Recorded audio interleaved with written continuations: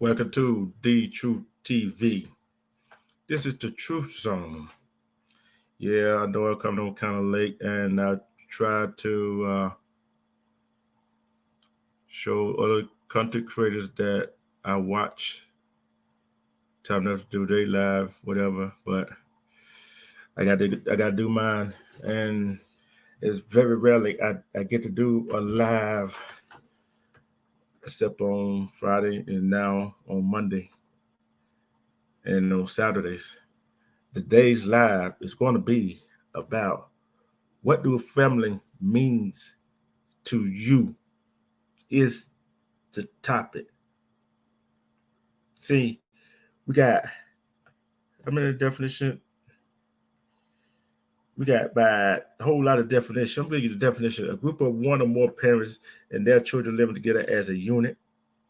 A group of people related to one another by blood or marriage. The children of a person or couple. Informal, a group of people united in criminal activity. That's informal. But number two, all descendants of a common ancestor. The house, the house has been owned by the same family for over 300 years. Respect Nate the Great. Respect Shonda Williams.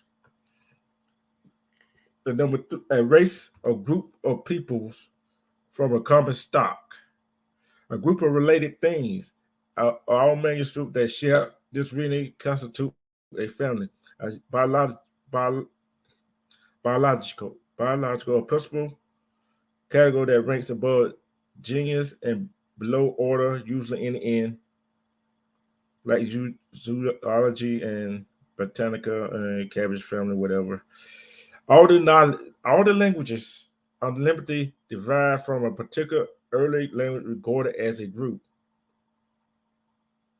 Mathematics, a group of curves or surfaces attained by varying the value of a constant in the equation generating them. Okay. Now we got that out the way. They go to origin Latin, which is Latin familia, household servant family, medium English, medium English and family since or to noun, also denoting the servant of a household or a nobleman. Familiar. Here's the true meaning of family. True meaning of family right here. Family means having someone to love you unconditionally in spite of you and your shortcomings. See, family is a loving and supporting one another even when it's not easy to do so. It's being the best person you could be so that you may inspire your loved ones. Family doesn't see color, race, creed, not culture. It sees heart. It sees heart. See, family doesn't necessarily mean you got to be related. Family don't necessarily mean you got to be related to each other. Okay. Okay.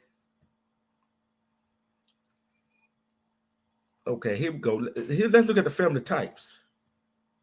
Household who are related to the household by birth, marriage, or adoption.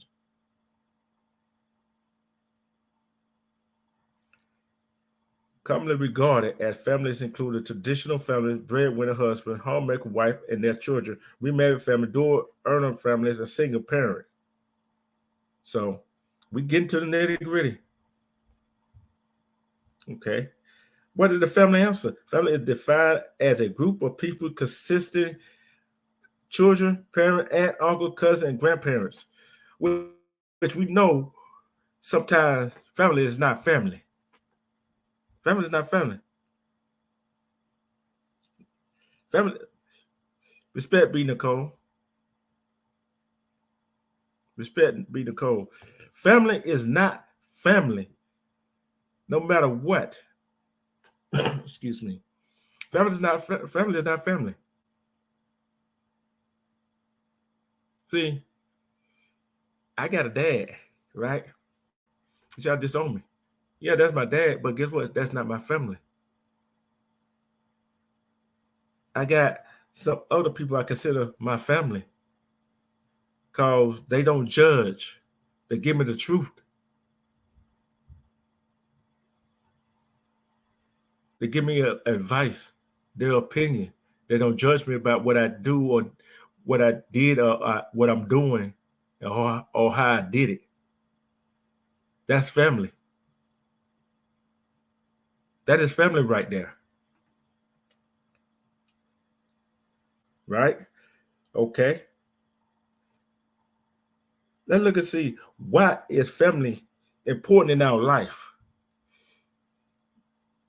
Family is important. These bonds are important because family help us get through the most disastrous times and the best time. Family is important because they can offer support, security, coupled with unconditional love. They will always look to see and bring out the best in you, even if you cannot see it yourself. See, family don't have to be a mom, dad, brother, sister, aunt, uncle, cousin. It could be your friend, your best friend. You go to the house all the time and you eat with their family. See, we got friends, but we also got associates. You got to differentiate between them two. See, a friend is the type of person that will tell you what you need to hear. Associate gonna tell you what you want to hear. See, a family tell you what you need to hear and try to keep you sane and keep you. Let me read that again. These bonds are important because family helps us get through the most treacherous. See, if you don't have a family that helps get you through them dire straight times, what you have? You don't have a family to show you that unconditional love. What do you have?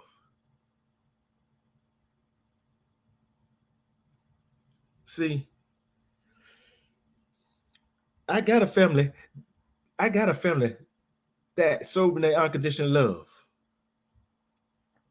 See, I got a family that loves me no matter what I do or what I did.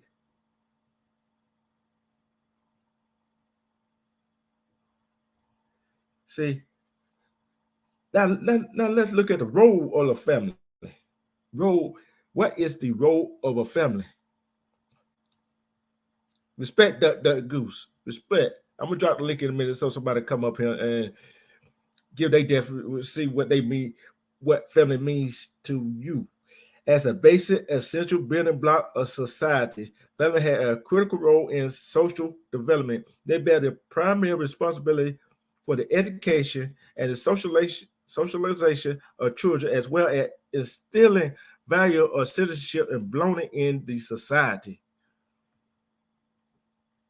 See, family, we got to, especially with our kids, we got the primary responsibility is still the education, the real education in our kids, as a socialization in our children, and well as instilling the values of citizenship and belonging in the society. Because if we don't do the education, the socialization, instilling values of citizenship and belonging in the society, our kids will be lost. See, we would be lost if we don't have family backing us behind that. Who believe that one? Who believe that? Okay, let's continue. Let's go to characteristics of the family. Still, there are several characteristics that are generally defined with as well-functioning family. Some include support, love, and caring for other family members. See, respect, pay them. See, with this right here, you got to have the support of your family. And you got to give support to your family. See, if you got an elderly parent at the house, you got to take care of them because guess what? They took care of you when you were little and growing up. See, right now, my sister and I or take care of my mom because she took care of us. Because that is the love and the support that we're giving her that make her want to go all the way every single day. See, let's continue. And we are caring for her as a family. We could have easily put her in one of them homes, but no, that's not caring. That is caring, but the caring I want is her being close to me. And Lord forbid, or the higher power forbid, she do go on to greater things, she be close to family. See, that what I'm talking about. Let's go on to the next one. Providing security. See, we gotta provide. See, us as melanated men, we gotta provide security for our family, the one that we call our family.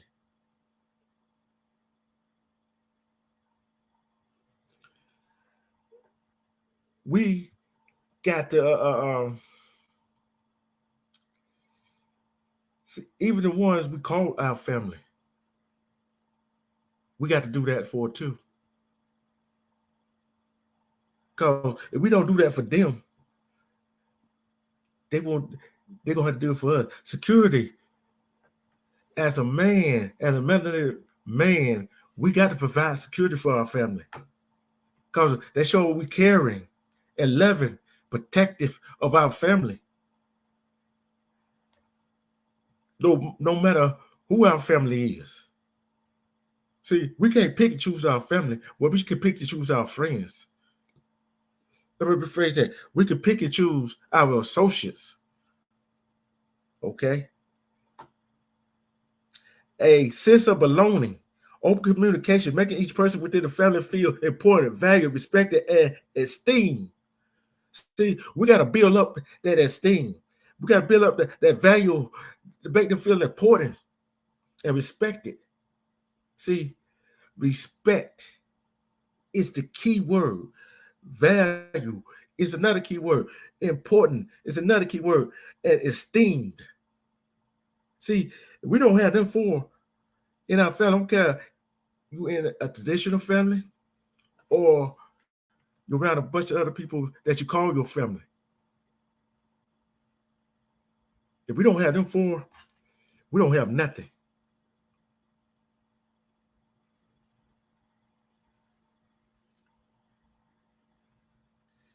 Here we go. Why is family important? The purpose of family is to maintain a well-being of its member and of society. Ideally, families offer predictability, structure, safety as members mature and learn to participate in the community. Family is our safety net. That's who we run to when we need to talk to somebody. See, this is what I'm gonna get into relationship right here. See, if you are husband and wife, or you are got another significant other, and y'all are talking and y'all have an argument, see, you don't run to your friends. I'm talking to the guys and the girls, the men and the women. You don't run to your friends and try to get advice from them when they stuff is not in order. When your friend stuff ain't in order, how can they give you advice? See, that's why I call them kind of friends associates. What is the most important in the family? The most important person in the family are the parents. Yeah, a parent could be anybody, right? What's the best thing about family? Family always gives you the thing that you need and the things you wanted. Ever since you see your friends, the so-called friends out there, they're gonna give you what you wanted. They're gonna give you what you wanted, right? But what about the other part? Or they're gonna give you what you need. See, that's not family. That's not the family value.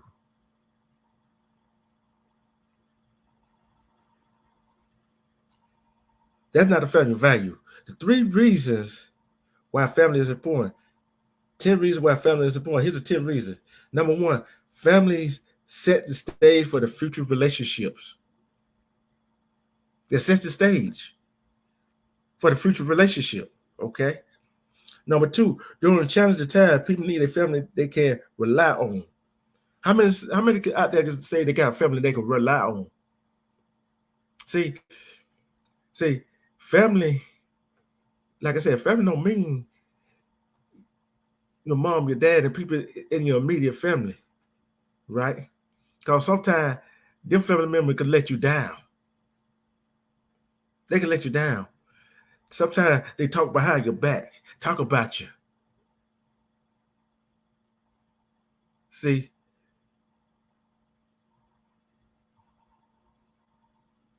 if you got a family that you really love, you gotta hold them tight, okay? Family can be essential. See, during challenging times, I know we all don't have challenging time. Who do we turn to in challenging times? When we lose a loved one that we love, when we lose a relationship with somebody, who do we turn to? Who do we should turn to? Our family.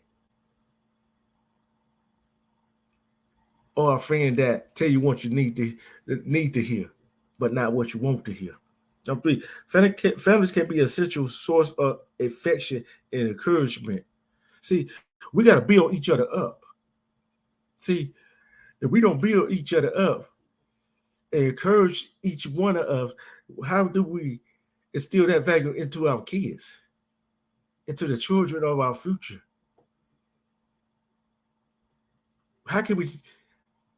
Families shouldn't be tearing each other down. They should be building each other up. See, we all family when it comes to life. Life is real. Life is everything that we want it to be.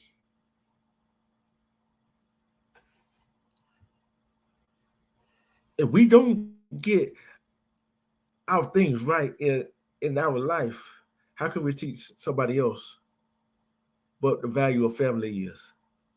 How can we have our family together as one? Family fosters a sense of belonging to something greater than oneself.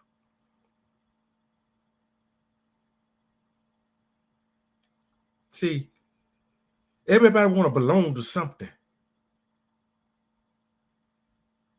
Whether the beta club, the band, or sports team. Everybody want to feel like they belong to something else.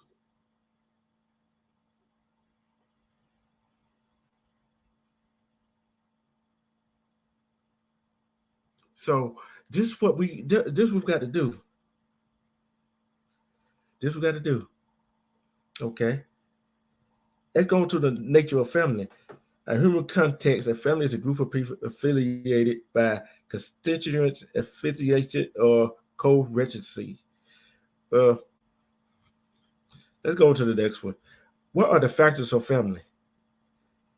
The factors of family, they call these protective factors. Positive attributes that strengthen all families. 5 protective factors considered the most important are nurturing. We got to nurture each other. We got to learn from each other. We got to nurture each other. We got to fill each other's mind with something that is right. That's called nurturing, which we fill each other's mind with something that's right, that we can learn, then we can teach the kids so they can learn. See, that nurturing and attachment, a knowledge of parenting and of a child and youth development, parent resilience, social connection, and concrete support for parents. See, we got to do all of that.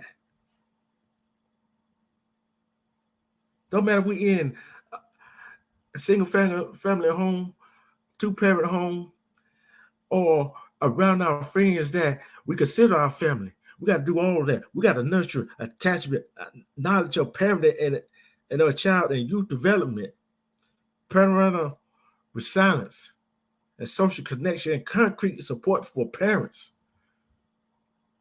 See, if you got a friend that got to go do something important and they got kids or a child or children, help that parent out so they can go do whatever is important, because that might help the child out or their kids out in the long run. So if we don't help each other out in the long run,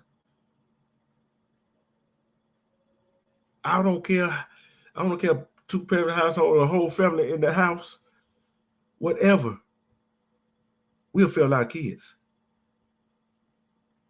Because if the adults not getting along, helping each other, how you expect the kids to get along?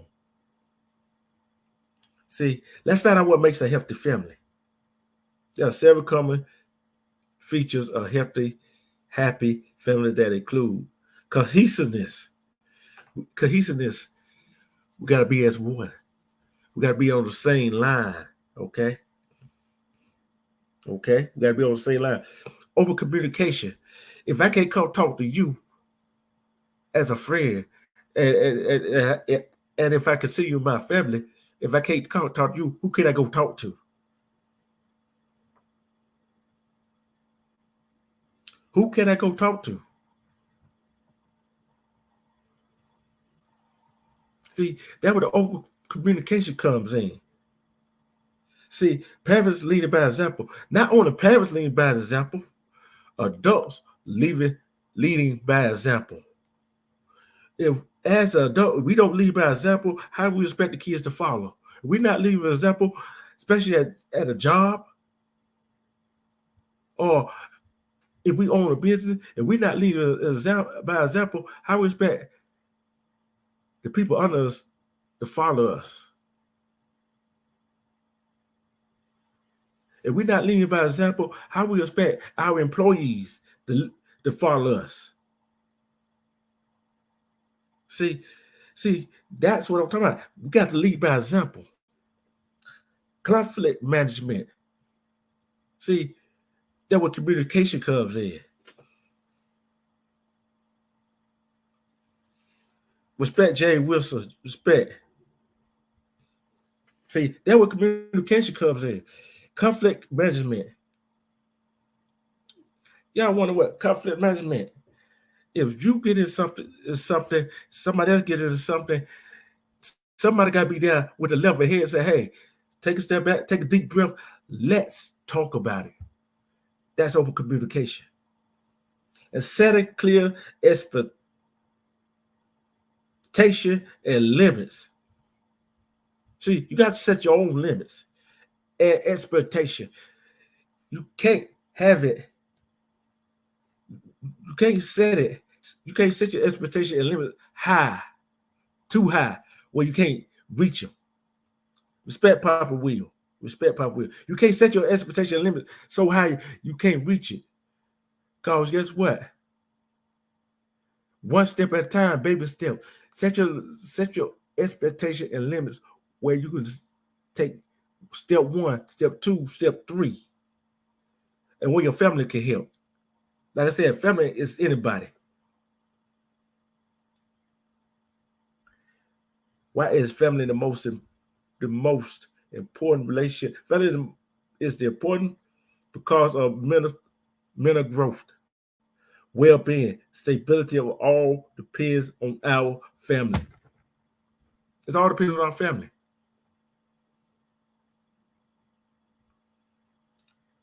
It all depends on our family. Because if we don't have family, somebody that we can go talk to in communication that gives us that stability, we will fall. We go out there and do stuff stupid. A perfect family is not the one without problems, but it's the one that can handle the problems together based on love and respect. See, every family got a problem, but it all depends on how you handle that problem. See, it's based on love and respect. Love, respect, trust, and understanding seem to be some of the essential qualities in building and maintaining a perfect family. See, it's essential. Love and respect is essential to that. That right there is the base. Is the foundation of family. Love and respect. There's some kids and children out here don't respect their parent with a damn. There's some people out here don't respect their friends, their so-called friends that they call their friends with a damn. So if you don't have love, but you got respect, it's not gonna work. Cause I can respect you all day and don't have to love you. But if you got love and you don't respect them, it don't work. Because I can love you all day and still don't respect you. I can respect you without loving you. But you got both of them. If you got a person that love you and respect you, that's all we need. Because it's honestly trust that you can handle the problem. See, then that was that trust and understanding seems to be some of the essential quality in building and maintaining a perfect family. So guess what? You want to know what keep family happy? You want to know what keep family happy? Here we go. All family members will sometimes rub each other the wrong way, argue with one another, hurt each other's feelings, sometimes seriously. Don't we do that? Don't we do that, fam? Don't we do that, family? We hurt each other. We hurt each other. We hurt each other's feelings. Sometimes we don't mean to. It's just that in the heat of the moment, we say something that we might regret. Okay. Sometimes, but the features common to happy families are security, trust, and tolerance, gratitude, pride in one another, and enjoyment that comes from being playful with one another. That is two words again: security and trust. See, we got to be able to tolerate our friends, our family. We got to be able to tolerate them. And we got to have gratitude that they are there for us. We got to have gratitude for that they are there for us. And pride, we got to have pride in one another. See, pride could be a gift and it could be a burden. See, if you have pride in your family members or your friend that tell you what you need to hear, not what you want to hear. But sometimes we let pride get in our way to let our family members, let our family help.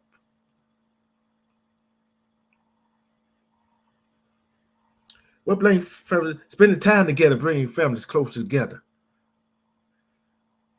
Spending time with each other. Okay.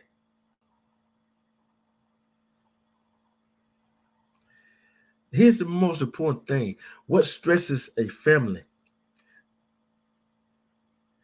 Event like the birth of a child, drought, death, or divorce. Or the other stressor could be hardships such as increased medical expenses because of quickly ill child or a normal change in a family member development, such as a family member becoming a teen or turning 40.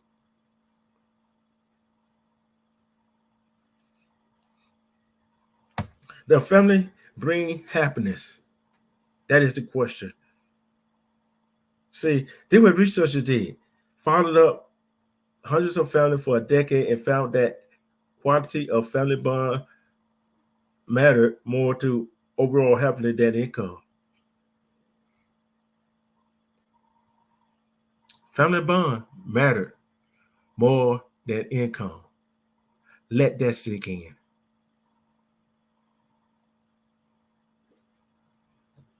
Family bonding, family bonds matter more than income.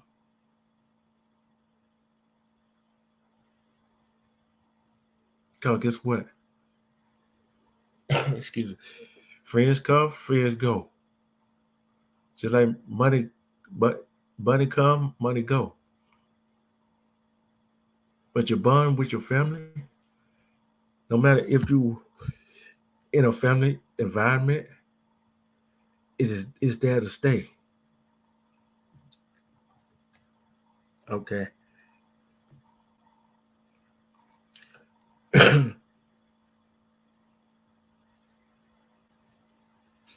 is just part one of what do family mean to you. I'm finna drop the link for a little bit. I'm gonna go on. What is your personal definition of family?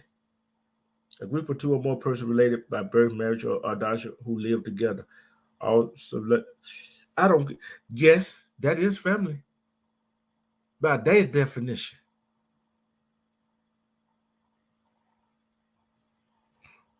Damn, you're right. They can be. Some are. See, there's some friends that are more family than your family. There's family that is shit on you, don't give a damn about you, want to encourage you, won't lift you up, and give you the encouragement to do things that you're supposed to be doing, especially in a time of heartaches and pain. See, what is a good family value? Well, family values. Family value. As they follow the more ethical principles traditionally upheld and passed on with a family and honesty, truth, and faith. Fidelity, honesty, truth, and faith. That them two words again, honesty and truth. Family got to be honest with each other. If you can't be honest with each other, then what the hell you gonna do when the chips are down when you need each other? Because family don't necessarily mean mom and dad, brother and sister, grandma, granddaddy, uncles, aunt, cousins. That don't necessarily mean that. See, like I said before, family could be your friend, but like I said too before this right here, family, friends, real friends tell you what you need to hear. Friends tell you what you need to hear, not what you want to hear. The ones that tell you what you want to hear is your associates. Believe that. See, I'm not the one gonna tell you what you want to hear. I'm not gonna be the one to tell you what you want to hear. Make your soul feel good. I'm not gonna be the one to tell you, oh, you did a good job when you don't fucked up. See, I'm being honest and truthful. See, I got faith in you that you can do the job right, but I'm not gonna tell you if you fucked up and did the job wrong or did something wrong. See, I'm not here for that. I'm not cut for that kind of cloth. See, why is a family a priority? Why is family a priority? Think about it. Why is family a priority?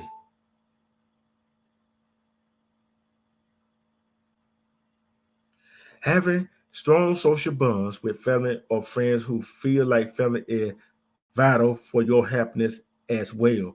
Happy people are more successful in all areas of their life. They are successful in all areas of their life when they have that social bond with family or friends who feel like they are family. They be a stronger relationship, work to spare their good fortune. They work to spread their good fortune and are more likely to engage in activities that are good for their health. See, I'm trying to bring the good energy tonight. Just the good energy tonight. See, I can do this all night long, but see, they are more likely to engage in activities that are good for their health. See, we gotta engage in that stuff. We gotta engage in a strong social bond with our family and with our friend who we feel like it's our family, which we can have a healthy life, which we can spread good fortune around.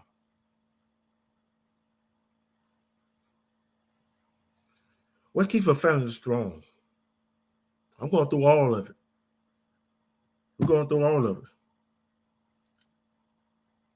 Create nurturing and attachment moments with your children. I don't care if they're 1 year old or they grown-ups. You still got to nurture them. You still got to create that nurturing and that attachment moment with your children so they can keep going. The core of a strong family is built by spending time with each other. If we don't spend time with each other, I don't care how you spend time with each other. Sitting next to each other, sitting around talking to each other.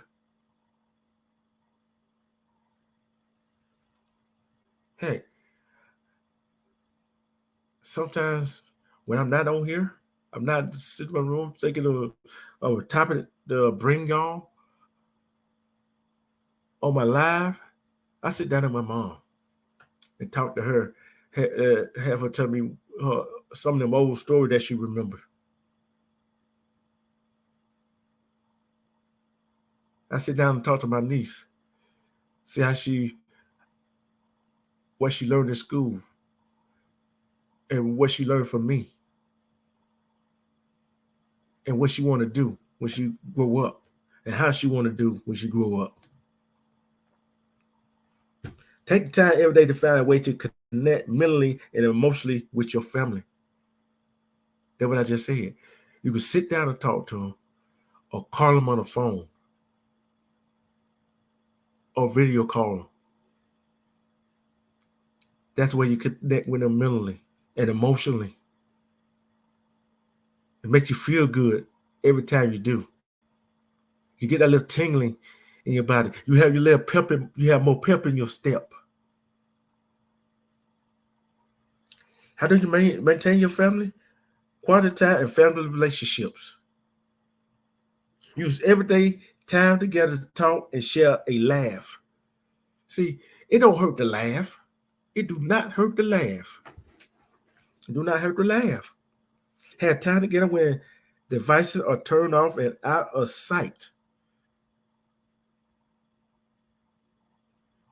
That we do it in my house. That we do it in my house. About 2 hours of turning the devices off.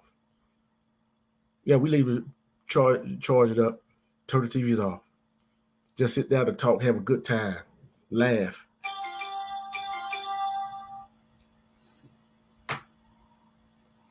See, you don't laugh, you don't turn the device off, spend time with each other. That means your friends too. Have one-on-one chat with each family member to strengthen individual relationship. That's what you got to do. You got to do that with your friends too. I'm not talking about one of those friends that you consider your associate that tell you what you want to hear. I'm talking about the ones that tell you that what you need to hear for your benefit. Set aside time with your partner if you have one.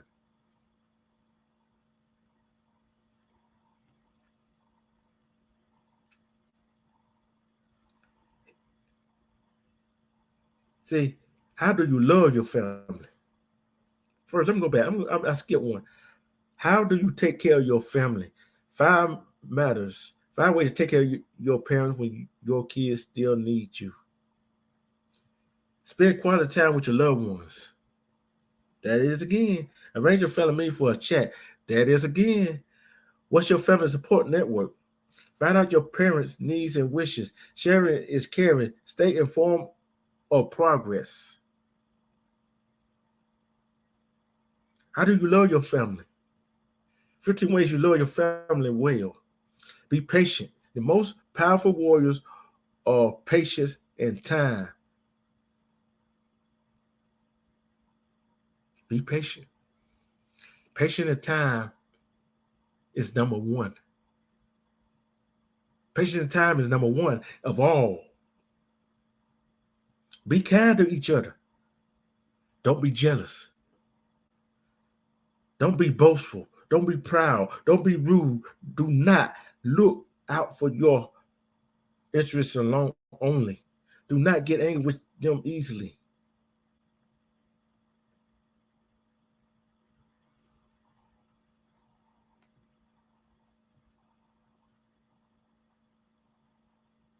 Be kind. Work hard, be kind, and amazing things will happen. Do not be jealous. The jealous are troublesome to others, but a torment to themselves.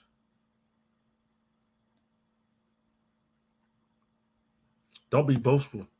When boasting ends, their dignity begins. If you boast, you might fail. When you fail, then who you going to turn to? Because you've been already been boasting. And sit running around here with your chest out. Like you cannot be touched. You can't do that. You can't do that. Don't be proud. All men make mistakes, but a good man is when he knows his course is wrong and repairs the evil. The only crime is pride. That word again. That word again. See, see, we got to encourage pride so we could be proud of what they accomplish. But pride will get you in trouble. Because some things we don't let go. Some things that we boast about. We get mad and jealous of our friends, our family that got what they have and don't have. Pride gets us in trouble. Sometimes pride don't let us speak up. Sometimes pride make us speak up too much. It gets us in trouble.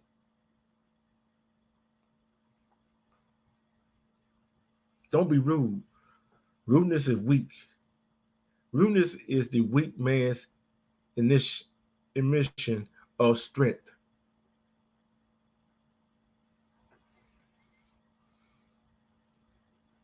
It's a weak man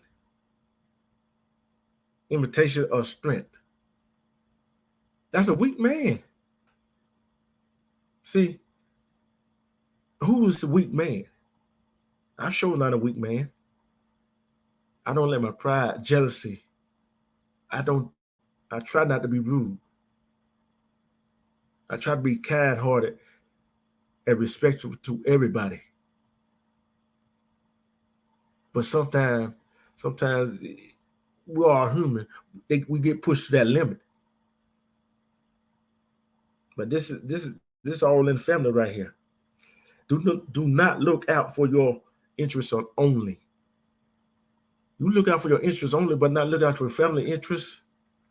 See, there was sometimes the moms and dad, they look out for their own interests, to the kid interests that the other mom and dad got the kids with. Sometimes the mom and dad that got the kids look at their own interests instead of the child interests. That gets you in trouble. The only difference between a hero and a villain is that a villain chooses to use that power in a way that is selfish and hurts other people.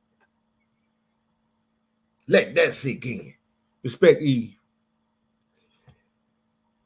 Respect Eve. See, the thing is, if we look out for our own interests only, and we don't look out for nobody else's interests, especially in our family, and especially in the family that we call our family, where they gonna be when we need them? Do not get angry with them easily. For every minute you may anger, you give up 60 seconds of peace of mind. 60 seconds of peace of mind. I love having a peace of mind. Peace of mind is a joyous thing.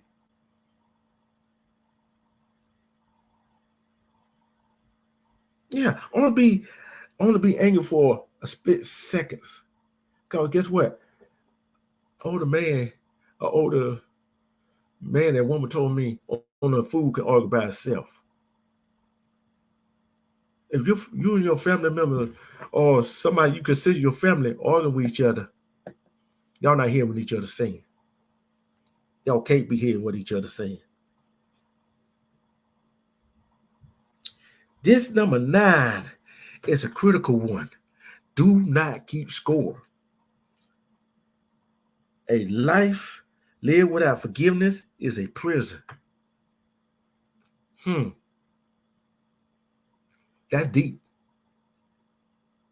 That's deep.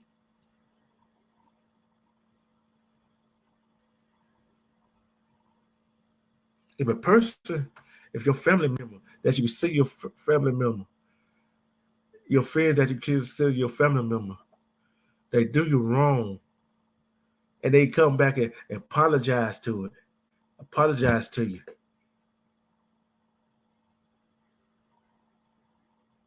Don't keep that score with they wrongs,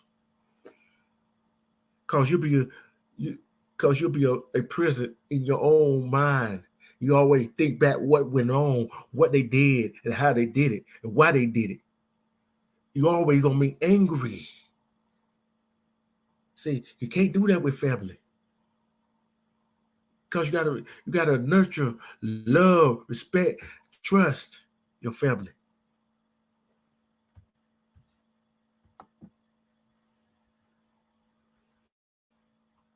What's up, Nate? What's good, bro? Salute. Lessons to the chat.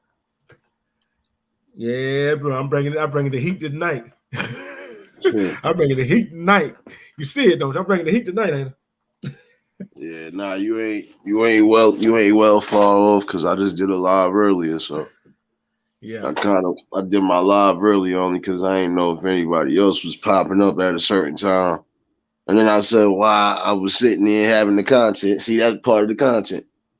Yeah, no, that's part of the content because I had two situations, man. Like I was trying to support Papa Will earlier, but then I had a situation at work. I had to throw two kids out. See, I didn't even want to do that. But I'm like, this is part of what I was speaking about. You parents got to get your kids in check. This is not a race thing. This is just a all in all thing, period. Get your kids in check, man. You're doing too much. See, thing is, everybody's traditional family is supposed to be man, woman. Know that traditional family, but family can be friends too. But you gotta be careful of their friends, right? Yeah. You got friends, you got friends, you got associates. A real friend is to tell you what you need to hear, and an associate to tell you what you want to hear. See, I want them friends, I'm gonna tell you what you need to hear. You might like it. I really don't care, but I'm trying to add some value to you, try to raise you up to get your pride and get you going. Yeah. See, trust, respect, and love is part of being a family. But Yeah. your family is not your family because some of your family members shit on you. I said family is anybody that's riding with you and that's supporting you on the uprise. You know, you got some people that don't necessarily be family, but they'll treat you better than your own family sometimes. But you Yep, know, you're right. a lot of times you gotta. Sometimes it depends on the family aspect because every family background is different. I knew Yep. some families who they looked like the Brady Bunch type of wholesome, and then and honestly, that's almost how they lived to a degree. They had their little ups and downs, but it's not to a point where they was ever really like separated or divided. No, you know they Hmm. can have differences in opinions and stuff, but let you mess with one of them, the whole family coming out. Yep. Like that's all I'm saying. Yep. Okay. Here's number 10. See what see. You know how sometimes your family and friend they keep score of your wrongdoings, right? Yeah, They keep the score of your wrongdoing, right? yeah, See, life lived without forgiveness is a prison. See, if say me you hanging out, me you even hanging out and want to do something wrong. Hey, I'm talking about hey bro, hey sis, hey, I fucked up. You know what I'm saying? yeah, Apologize. But if you don't apologize, it's kind of like you're not gonna get that forgiveness. Cause guess what? That forgiveness is gonna eat you alive. Cause you don't have to forgive them for them. You gotta do it for yourself. Cause you be a prisoner of your own self. Feel what I'm saying? yeah. Yeah. And number 10 said, do not be happy when bad things happen to them. Respect Tanya Renee. I don't be happy when bad things happen to anybody. Because I know that could be me. That could be me. Yeah. It's just like Right. 9/11. It's just like 9/11. I could have been in the trade. It wasn't one of them towers. Yeah. My cousins was working in that trade towers, and luckily they both got called off that day because they could have been right in the midst of that, and they were supposed to work that morning too. So Yeah. yeah, sometimes you just It's, gotta thank the heavenly Father sometimes. But we was worried because, like I said, we didn't hear from them or none of that. But they called once we got some of that communication back. They called and let everybody know they was good. They, you know, one of my cousins, only reason why he had off is because his wife was going into labor, and the other one was yeah. just, I think he had to start using his PTO days. So you know, like I said, that was just God right there. Like, yeah, they don't need to be a part of this. Like, they don't need to be a part of this. Yeah. You know, it's not to make light of it or nothing, but it's just, you know, like it was a blessing because even one of my cousins said the same thing. Like, nah, son, he said, I ain't gonna lie to you. I'm just kind of scared now. Even if I do go back to another job, I'm scared to work in the city now, man. Shoot, I don't need another building coming down, and I don't Yep. want to be a part of But check this out. MLK Jr. said this right here. it. Darkness cannot drive out darkness. Or the light can do that. Hate cannot drive out hate, or the love can do that. That's deep right there. If you think about it, you think about it, all this darkness are running around here. Yeah, See, we show love around here. We show love around here, right? And they don't like that. That's why they try to keep coming, poking, coming and try to educate folks. yeah, See, number 11 said oh, be full of joy. Shoot, I be full of joy every time I wake up every morning. I had some people ask me, why are you smiling so much? I'm alive. I'm above ground. I'm walking, talking. That being joyful. See, when you got your parents, when you got your aunts, your uncle, your friend that you've been knowing for a long time, you go hang out with them. You can be joyful. They can be joyful. yeah. Not So everybody wake up with that. Not everybody wake up with that intent to just be evil. You know. Some people just wait. Some people are happy genuinely because yeah, I'm above ground and I ain't locked up. And I'm Yeah. not homeless or I'm not something else. So like I said, anytime you wake up, you know, it's a blessing in its own. Some people gotta understand that. The underboss is in the house. Armando Black, respect my brother. Salute, brother. Salute, brother. Salute to you, Nate. Salute, brother. Salute, bro. Salute, bro. Yeah, man. It's a deep subject, bro. That's a Yes, deep it one. is. It's a very deep subject. It's like this, man. You talking about family, right? Yeah. Talking about family. We're talking about family. Family is very important, man. It's very important. A lot of us here, well, a lot of people in this generation has kind of gotten away from family. And a lot of that has to do with technology and the internet and iPhones and stuff like that. I remember, man, when coming up, man, we would all sit down at the dinner table together and eat. You didn't have no cell phones. You didn't have all of these distractions or whatever, man. The average family now, and I'm including all races. The average family now, they don't even sit down together to have a meal unless it's a holiday, unless it's a Thanksgiving, Christmas, or the 4th of July or something like that. But other than that, man,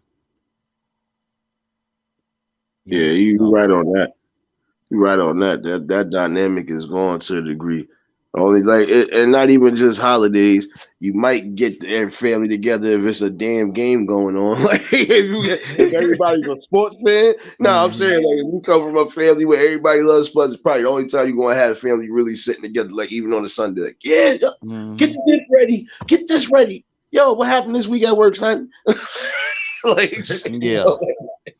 Yeah, like if your team, or let's say if it's the Falcons go to the Super Bowl, yeah, man, everybody, the whole family come together then. Yeah, yeah. yeah, Mhm. come on. What you want me to bring? How many drinks you want me to bring? You want me to bring the sweet potato pie? You want me to bring the ribs? You want me It's just like the Knicks. If you you're a Knicks fan since they're in Brooklyn now. So, but if you're a Knicks or the Nets fan, they go hmm to the NBA playoff championship hmm game, and they on the verge game 6 or game 7 about on the verge of winning the championship. hmm How many people gonna be at the game or be sitting in the house in front of that TV? Man, let me Shoot. tell you something. When that happens again, if the Knicks can get anywhere near the finals, that entire city is going to shut down. Let me tell you something about the city of New York. Okay. Number one, that's a basketball city. It's Mm-hmm. not a baseball town. It's not a football town. That basketball is king in New York. Okay. And if the Knicks were to win, man, if the Knicks would win one championship finals, they haven't won any since '73. All Yeah. right. They was to win a finals like this year, that entire city will go berserk. That city would be It's just more like hype. I mean, they are more loved than the Yankees, the Giants, and hell, the Jets. I mean, look, man, the Knicks. Any New York fan would tell you, man, their first love is the New York Knicks. see But I ain't gonna see lie, if Brooklyn get it, shoot, the whole five boroughs getting crazy. Like the whole city getting I hey crazy. don't know about that, Nate. I don't know about, you know what, man. I think Brooklyn is kind of like the Clippers. Remember when the Clippers? Remember D when the Clippers almost went to the finals 2 years ago, or was it last year, mm-hmm, mm-hmm. 2021, when they almost went to the finals? I mean, it didn't have the same feel like when the Lakers were hot. You feel what I'm saying? Like when the Lakers won it in 2020, man, the city was on fire. But I just Yeah. think, man, but like guess what? The last few years, the city been on fire. It ain't been because of no Knicks. It been because of those Nets, regardless of what been man, going on. that's But because they they because we Yeah. got the. I don't see. It's not even a jinx it. because I love my city to death. But I Mm-hmm. see Brooklyn winning the chip before the Knicks winning another one. Man, bro. You know But what, man? I think they won the closing. If the Nets don't do it this year, mark my words, man. That owner for the Knicks. I think he's the problem. I think he's the problem. What he's gonna do is he's gonna do like Steinbrenner did. He's gonna Yeah. hire a general manager to come in and take control of the franchise, and you're gonna start seeing players wanting to go to New York and play for the Knicks. Because I'm telling you, man, if you are the player that delivers a championship to Madison Square Garden in the Knicks, bruh, that's a automatic statue going up in front of They could have Madison had Square Garden. they could have had an automatic statue that year if they'd have signed KD and Kyrie. Even though KD would have had to sit down that season, you still had a healthy Kyrie. They ain't feeling that owner. They ain't Yeah. feeling that owner. Because the owner, I'm sorry, but he's a racist in my opinion. Yeah, Like, exactly, bro. He's like Sterling. Yeah. So when you get him out the way, get him either he sell the team or he turn over control. Because they said the same thing about Steinbrenner. They said Steinbrenner was kind of rest in peace. You know what I'm saying? He was, a cool dude. But they said it was rumors out there that Steinbrenner was racist. You know what I'm saying? So in order to soften his image up, that's when he hired that dude. What was the dude? Stan Caston or something like that. Yeah. The general manager, and he took over the team, and that's when they started winning the World Series title. They started getting players coming over, Tino Martinez and Bernie Williams and Cecil Fielder and all of they started getting all the free agents, Darryl Strawberry and all of them. Man, they had a damn dynasty back in the 90s. Yeah. See, New York would be like Atlanta, shut down if the fact ever win the Super Bowl. Man, that ain't there. Let me tell you something. We'll be dead and gone. We'll be dead and gone before that ever happened, bro. That ain't happening in our lifetime. But what I'm saying is, the city was shut down, fellas. That's the only way families get together. You see what I'm saying? That's the only way families get together. Man, look, think about it. If there ain't no game, if no games on, there ain't no games on. I don't had they got their feeling don't sat down at the table. Where they going? They going back. They going back to do what they was doing before, right? Yeah. Nate, 2 weeks from the time that we beat Green Bay in the NFC Championship game, and the celebration began, bro. We ain't on sports right now. No. I just want to say this real quick, bro. For 2 weeks, Nate, we. Look, man, it wasn't no crime. It wasn't no crime going on in the city, bro. Look, man, no accidents, no goddamn break-ins, no shootings, no killings, no jaywalking. No, look, man, the city was clean, bro. You could sleep with your door open during that time, man. Oh man, that's crazy. Yo, that's crazy. Yeah, man, but this time of year normally brings families together, and a lot of people take it for granted, man, because look, and I say this a lot on my platform, man, always, huh? What'd you say, D? You break a bit. So what now? So you breaking up. Okay, what about now? Is that better now? Never mind. Go ahead. You sound like you breaking up. He's in the Matrix. He's in the Matrix. It sound like you were breaking up. But yeah, man. Like just we should tell your family members you love them. Yeah, tell your wife, your kid, every chance you get, tell them you love them, bro. Because you never know it when it may be your last time.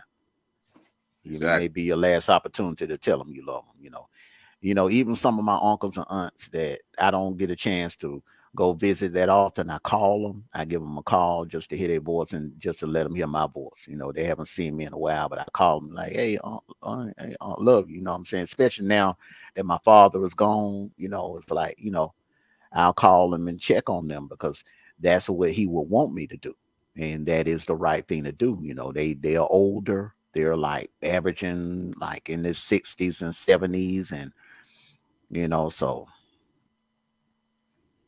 No. family, I mean, is especially in our community, man, we got to get back Yeah. to that village, that family, built having that Yeah. village around us, so Okay.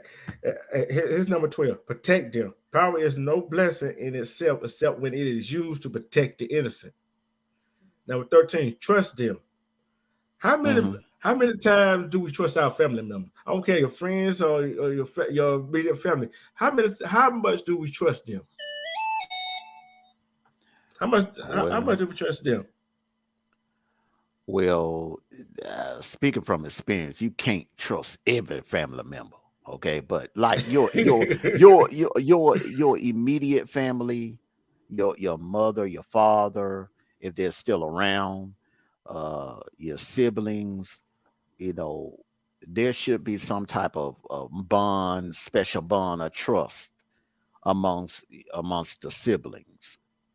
You know, unfortunately, a lot of times, sometimes, man, the siblings, you have sibling rivalries, and one Yeah. sibling is jealous of the other sibling, and one sibling is holding a grudge for something that happened when they were kids. It's all kinds of silly crap, but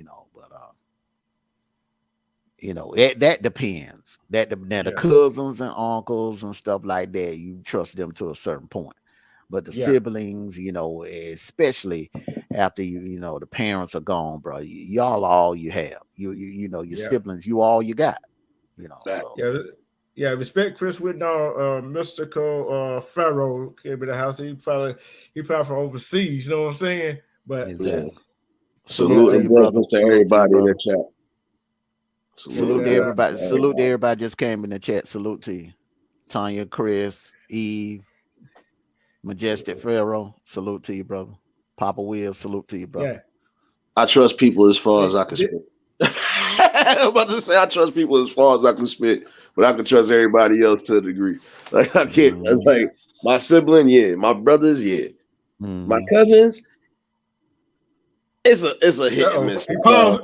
Look, He it's a paused hit on and miss he paused on sometimes. that 'Cause one. look, you might get one of them cousins like, yo, cousin, I need a favor. When the last time you hit me?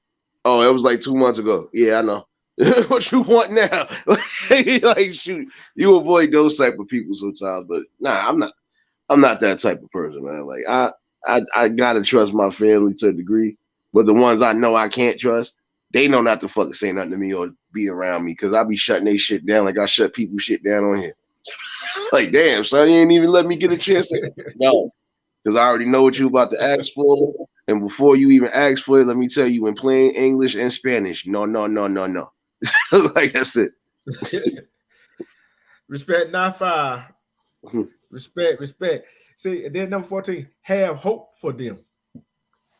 Hope is Yeah. like the sun, which is as we journey toward it, cast a shadow of our burden behind us. So we gotta have hope for our family member. Whether it be our friends that tell you what you need to hear, or our immediate family. Because we don't have hope for them, it ain't no hope for us. That's a whole fact. Yeah, I can't disagree on that one because I can't disagree either. And number 15, never give up. This is gonna piss somebody off right here. No man should bring children into the world who is unwilling to persevere to the end in their nature and education.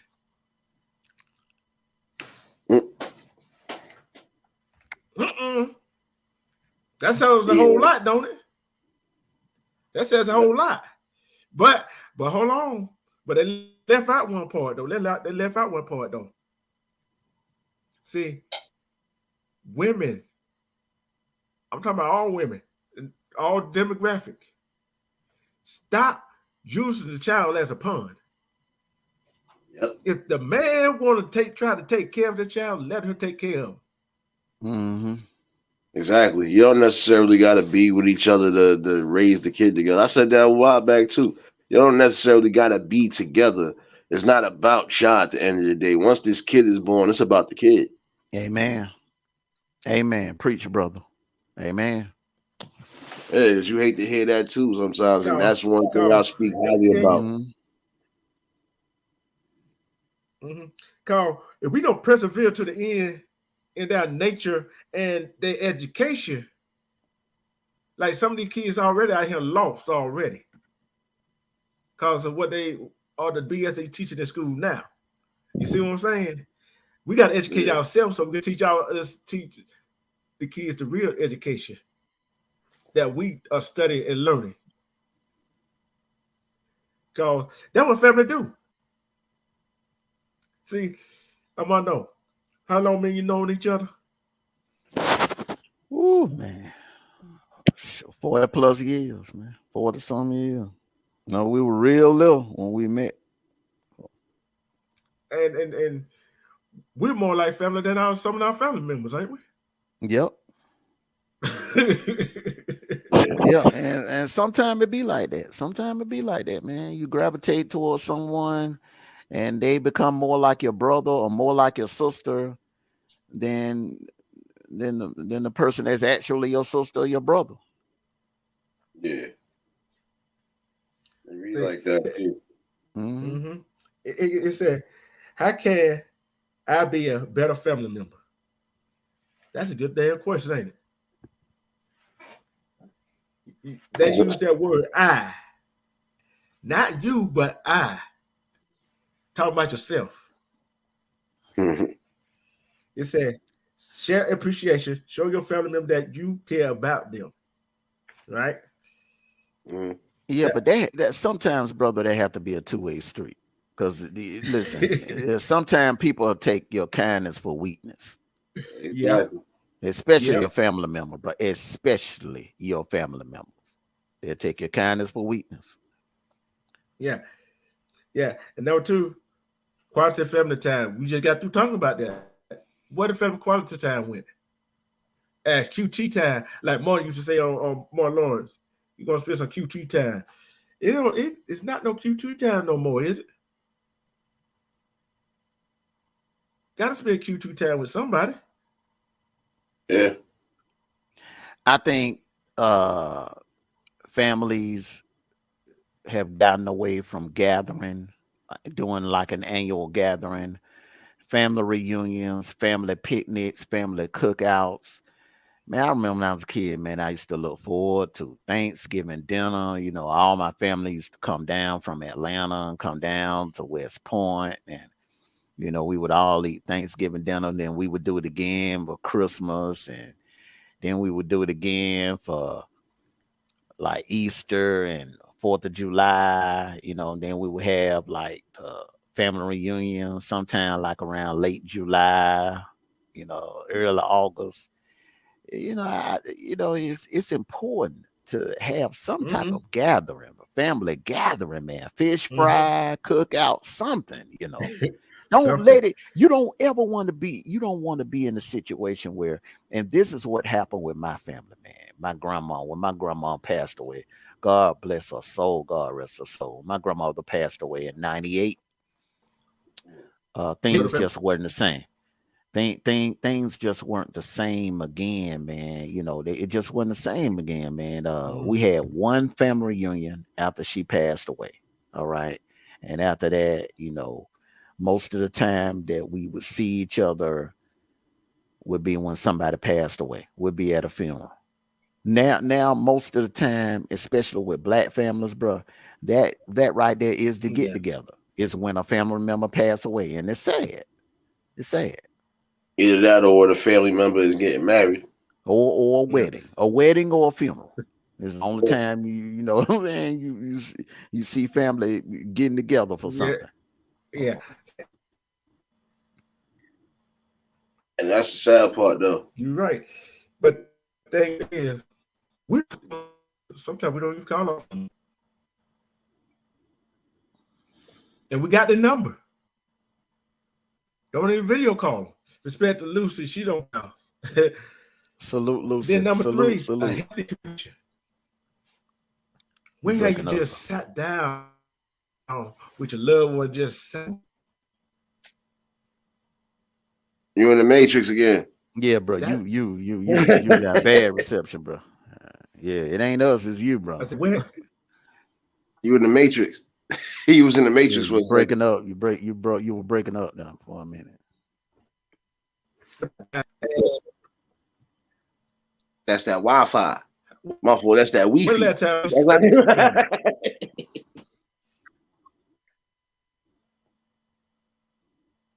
Nah, but you know what? What you said sounded almost identical to what the pastor, well, one of the pastors had said at my grandmother, well, one of my grandmother's funerals. Mm-hmm. He basically was breaking it down. He was like, "You do not want to wait until another death," or he said it shouldn't take a wedding, a family reunion, or holiday, or this type of event for everybody to tune in with each other as far as family, friends, all of that. He was like, you should take, even if it's just 5 minutes out your day, take the time out to reach those and show the ones love and respect the way they show you love and respect, even if it's just 5 minutes out the day. You don't want it to be this the last time you hear from somebody. Because I felt that shit, and I felt that shit. When he said that, it brought me back to years ago when my ex passed away. The last conversation we had, we was on the phone. We were supposed to be linking up that week, just chill out and just maintain and just, go over some things. And that was the last conversation I had with her. And I didn't even know she was gone until over a week and a half later. If I wouldn't have been calling the phone the way I was calling that phone still would have been in property. They gave the phone to her mom's. Her mom's was the one that broke it down to me. So I was just like, so like I said, when he said that, it kind of threw me back there because I'm like, yeah, that is true. Like, see, like with me, I try to reach out to everybody, especially my peoples in real time. I try to reach out to most of them the best way I can. And like I said, if the phone works both ways, though, I'm not going to be the one always reaching out. You ain't reaching out. I'm going to leave you nice little messages, and I'm going to keep it pushing after that. I feel you.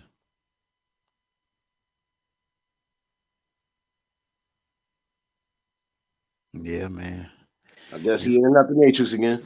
I guess so. I guess so, bro. Morpheus, come back. We need the glasses.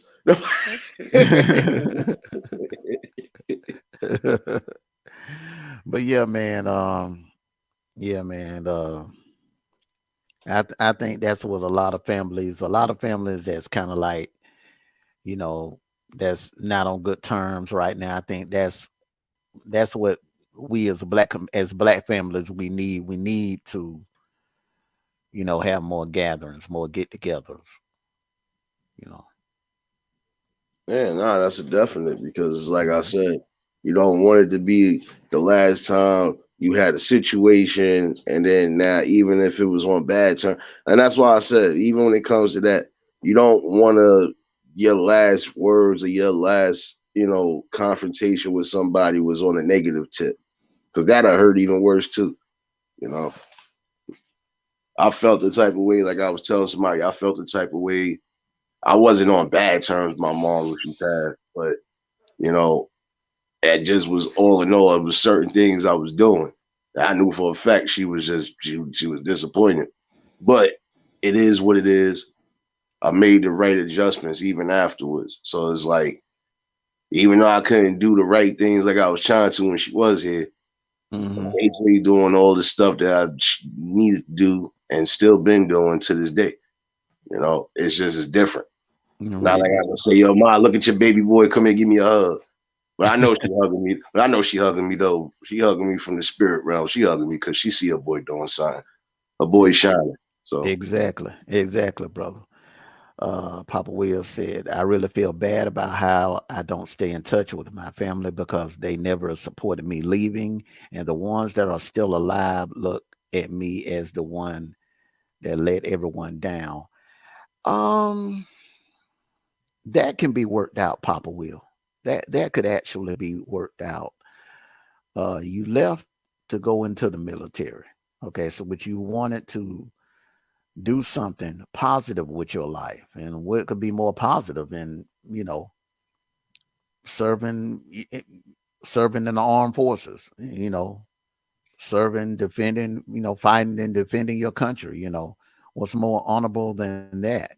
You weren't out there, robbing, killing, and stealing from no one. You were serving in the armed forces. Yeah. So that could have been worked out years ago, Papa Will. That could have been worked out years ago. See, that's the thing about a lot of us. We may think that might be certain issues that it seems like they can't be worked out, but it actually could be worked out if we reached out to one another and tried to work these things out, tried to work these problems out. And it's communication. I think communication is very important when it comes to family. You have to be able to sit down and have a conversation with one another, and work things out, Nah, that's a whole fact right there. Yeah. Because you can't. Like I told somebody one day, I said the one thing I can honestly say is if you don't make things right at some point, you're gonna regret that. Like, see, I try to make things right. Like when I was saying earlier, I try to make things right as far as I wasn't out there wilding for respect, but it was one or two things I knew my mom's definitely wanted me to do. And I could have been did that shit. But me, young and dumb, not giving a fuck. But when that shit hit the fan hard, that kind of like drove me the right way. Like, oh shit, my lady ain't even gonna be here no more for none of this shit. So it was like that was my motivation right there to just say, all right, I'm on the ball again. I ain't quitting nothing unless I have to quit, and I ain't doing nothing unless I gotta have a back plan for that. And I'm not going for it. And because I never got a chance to really tell her anything that like I said, we had we just had a disagreement. But like I said, baby boy always gonna be on it like, like look, it is what it is. I ain't even get a chance to fully even when I got that cool. So it was like, like I told somebody, you got your parents here, family here, people that you really love here. You better fucking love them, cherish them, and do the best possible. Don't leave off on no type of bad notes. Like I didn't leave off on a bad note, but I still felt like I didn't get a chance to really tell her the way I felt and tell her what I was really planning on doing. It's like that shit got snapped right then and there. So yeah, let me read this comment from Chris Wignall. He said, I think we're more harder on our family and the ones that are close to us because the love hates deeper. And that's why I believe there should be more grace. You're absolutely right. And this is what I see a lot is a person that they'll hold some type of little resentment toward the parent, or they'll blame the parent for their shortcomings. You're like if like a person in their 30s or like in their 40s, and they're not happy with their life, and they'll say, well, my life could have been better if my mom and dad would have been this, or my mom and dad would have been that, or my mom and dad would have did that. I mean, it just you can't go around people. Yeah, you can't blame your parents, you know what I'm saying, because your parents raise you, they nurture you, they raise you, and when you reach the age of 18 and you leave home, it is all on you. It is all on you. Yeah, you're right. But you don't back from the Matrix. Yeah, but sometimes when I said pride can go both ways, right? Pride can go both ways. It can help you, and it get you in trouble. Yeah. Which way you going to see? Pride. Sometimes you gotta let your pride help each other. But you try to help yourself, be selfish. Pride gets you in trouble, because guess what? You get in trouble. Guess who you got to turn back to? that friend you turned away from, that family member you turned away from, would you blame them for not helping you? Yeah, you're right. Pride can cause you to miss out on blessings too. That's a whole fact. You know, You too prideful. is you know, hey man, we both know we both know people that have missed out on blessings, man, because their pride, they were stubborn, and you know, and listen, that pride thing can mess you up, bro. It can mess you up. And thing is, respect to Tracy. Jay just came in, and I saw, I can comment. Respect to you too. I just checked him out. We'll find out what he is. What kind of comment to make. Troll, no, troll. Bars, get ready. See, this is why what's going on? What's going on? What's going on? In case we got a troll in there, you know. They must have me blocked because I can't see him. But he ain't doing that. He's high. Nah, see, I comment. Oh, okay, yeah. Yeah, no, just like last night when I did my live. Just like last night when I did my live, it was a troll that came in, but I was like, mine now. Tread lightly. We'll see. This is what I was talking about this one day on my platform in mods. This is where it comes down to, you know, when we being a mod, you have the power. You have the power to check someone out to see if they are a troll or not. All you have to do is go to the side of their comment, click those dots, okay, and then it takes you to their page. And if that account was created today or yesterday, then you know it's a troll and get them the hell up out of here. Yeah, I already would have checked them out. It was 2020. It was 2020. Okay, well, they cool then. They cool. You know what I'm saying? Yeah, but you got some people that had a troll page since 2018. So shit, but you gotta be eerie with that too.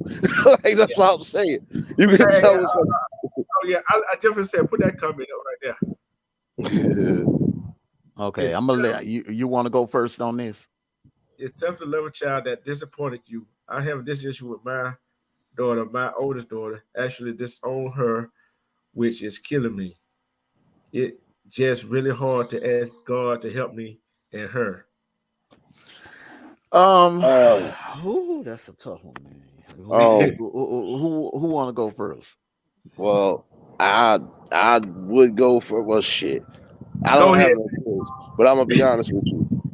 I have god kids, and one of my god kids was going down the wrong road to a degree. But once she had that kid, and once everything was everything, she wisened up. You know, like I said, sometimes you as a parent, you can only do but so much. Once the kid get a certain age, it's up to that kid to decide what they want to do with their life. So if sometimes you have to do that, even though it's hard to do, hey, if that's gonna keep the stress away at night, you know, if that's gonna, you know, like I said, the most you could do is just pray to God and just hope to God your kid at some point takes the high road before it becomes too late. Yeah. I mean, but you're not doing nothing wrong to a degree if your kid is out of pocket to a point where it's uncontrollable. It's just like this ain't the person that you raised, then yeah, you got all rights to disown them. Especially if they out here wilding, taking the drugs over there, you know, letting the drugs take effect. Come on now. like what was that? What was that movie? What was it, Jungle Fever? Yeah. What was it? Wesley, look, you see how yeah, that's what I'm saying. Like the father couldn't stand his damn guts, but the mother always still trying to help. So like it be like that sometimes. But if your kid is out here in the world and really just out there in the belly of the beast, you can't do nothing but let him go and just well. The thing about it is the father, which Ozzie Davis played the father. Okay, he was a condescending Baptist preacher. A lot of times these Baptist preachers be so condescending and judgmental.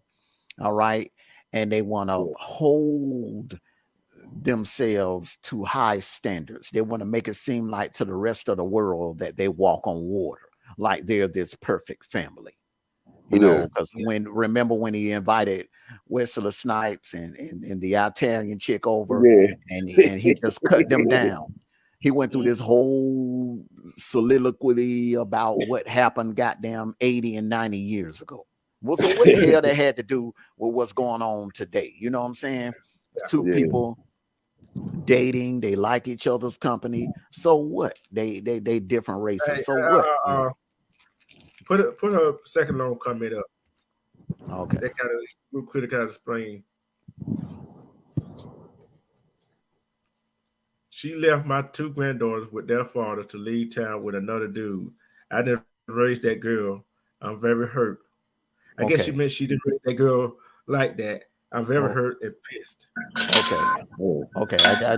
I just want to say this. I just want to say this. Okay, and then I'm gonna drop down because you know I'm not a morning person. I got some stuff I got to do in the morning. Mm-hmm. But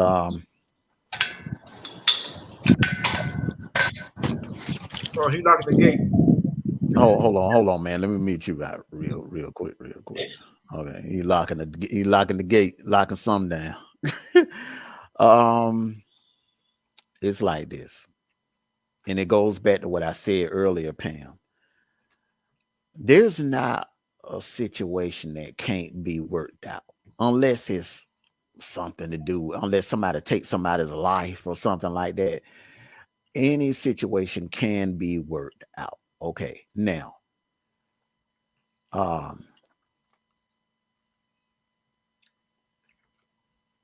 disowning them, you can never disown your child. Okay, you can let go and let God, but you can't disown them because you got to remember one thing: a child and has to be brought in this world. You brought them in this world; they're forever yours. All right, they're forever yours.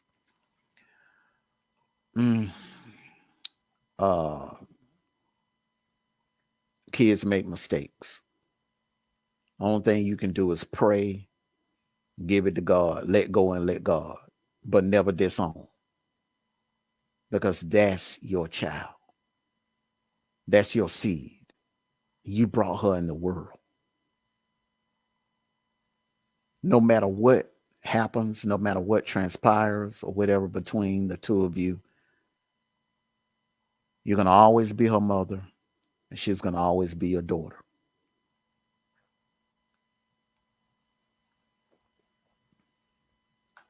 But I think it can be worked. It can be worked out. This can be worked out. You know. Now I'm not saying forget, but you gotta forgive her. You gotta forgive her. Let me finish, Dietrich. You gotta forgive her. You gotta forgive her because we don't know what was actually going on with her mentally and emotionally for her to make that decision. For a mother to leave her child or to walk away from her child like that, there must have been something really, really going on emotionally, tormenting her emotionally to up and leave her child like that. Men do it all the time. Men do it all the time because but you know what they say: mothers, babies, fathers, maybe. For a mother to walk away from the child that she brought in the world, there is something either emotionally broken or mentally broken. And if she is mentally broken, you definitely got to continue to be there for her. You got to show her the love. You have to show her the love. You can't give up on her.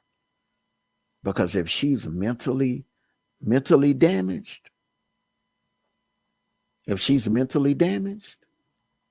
she's going to need her mother. But you know what though? It's kind of hard.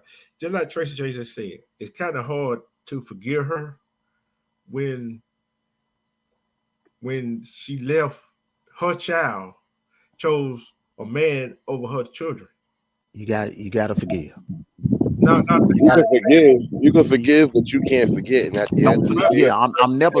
I will never forget. But you gotta forgive, bro. You can't but hold. You can't hold grudges against but your child. Or let me finish, brother. You can't hold grudges against your parent or your child or whatever. You know why? I'm telling you from experience, man. I'm telling you from experience. You know better than anybody in the chat and on the panel, bro. That I'm speaking from experience, man. My birth mother she just handed me over to my father. And I'm blessed. I'm happy. I mean, I love my father and I had good times with my father, man. But a lot of times I wonder what my life would have been like, how different my life would have been if I'd had both my my father and my birth mother in my life. That's something I felt like that I was cheated out of. But as angry as I was, and as much, I mean, birthdays, Christmases, I mean, look, 4th of July, look, man, I've always wanted it would for years. I would wonder, man, well, how different my life would have been. But I had to forgive her. Because if you don't forgive, bro, you're not going to be at peace. You're not going to be at peace if you don't forgive. Pam will not be at peace if she do not forgive her daughter. I'm not saying forget. Don't ever forget. But Pam, you got to forgive. You got to forgive your daughter. But the thing is, though, one thing that in that situation right there is if it's something wrong with her, right?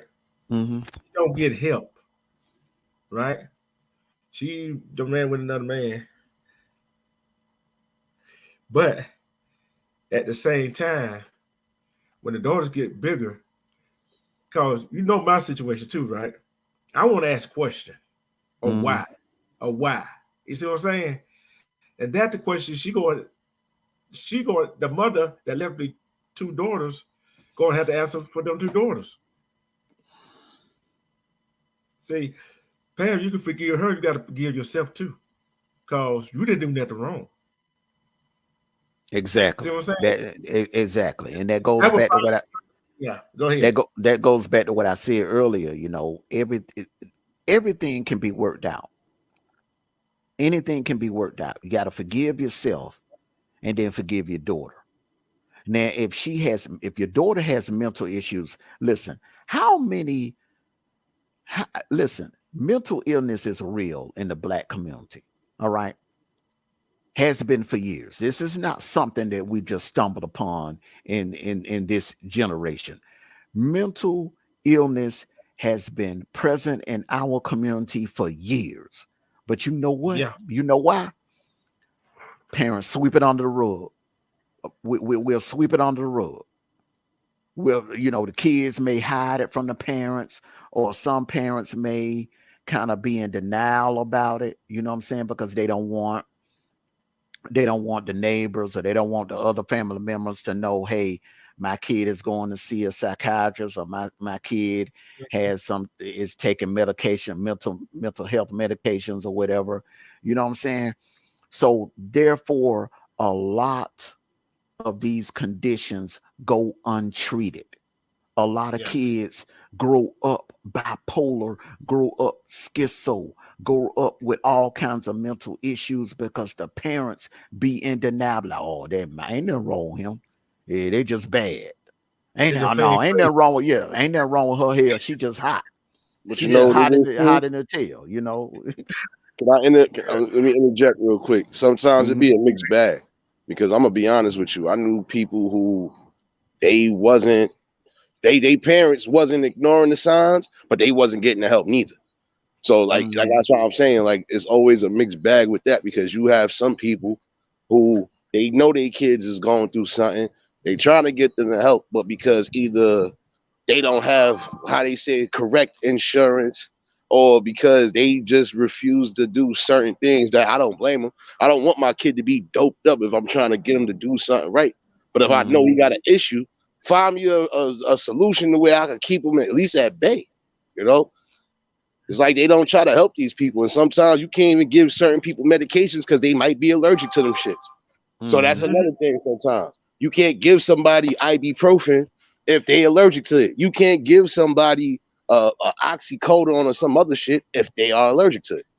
Exactly. You know, so it's like you got to find ways to really like balance things out, because some kids don't fully even need the medication. They just need to really like find something to burn like their energy off. Like some of them, they be hyperactive. Let their ass be in the park all day. Guarantee you by a certain time they gonna be tired. Like, I don't want to play no more. I'm tired. I'm tired. Like, you know, it gotta be a difference. But all in all, that part right there, like I said, that situation right there is a hard one. But I honestly feel, and I don't care what the situation is, no mother nor no father should ever forsaken or leave their kids. That's just how I feel. My mom's ain't leave me for dead. Exactly. Especially, you know, you talking when they underage children. Hell no, because they can't fend for themselves. Yeah. They can't fend for themselves. And I'm telling you like this: when you leave your child at an early age like that, I mean, that scar, they may not tell you. And it may seem like to you that they've gotten over it and it's not a big deal. And, you know, and to not upset you, they'll say, yeah, oh, mom, dad, it's okay. I understand. Man, listen, that scar, that's a scar for life that you don't put over them. Yeah.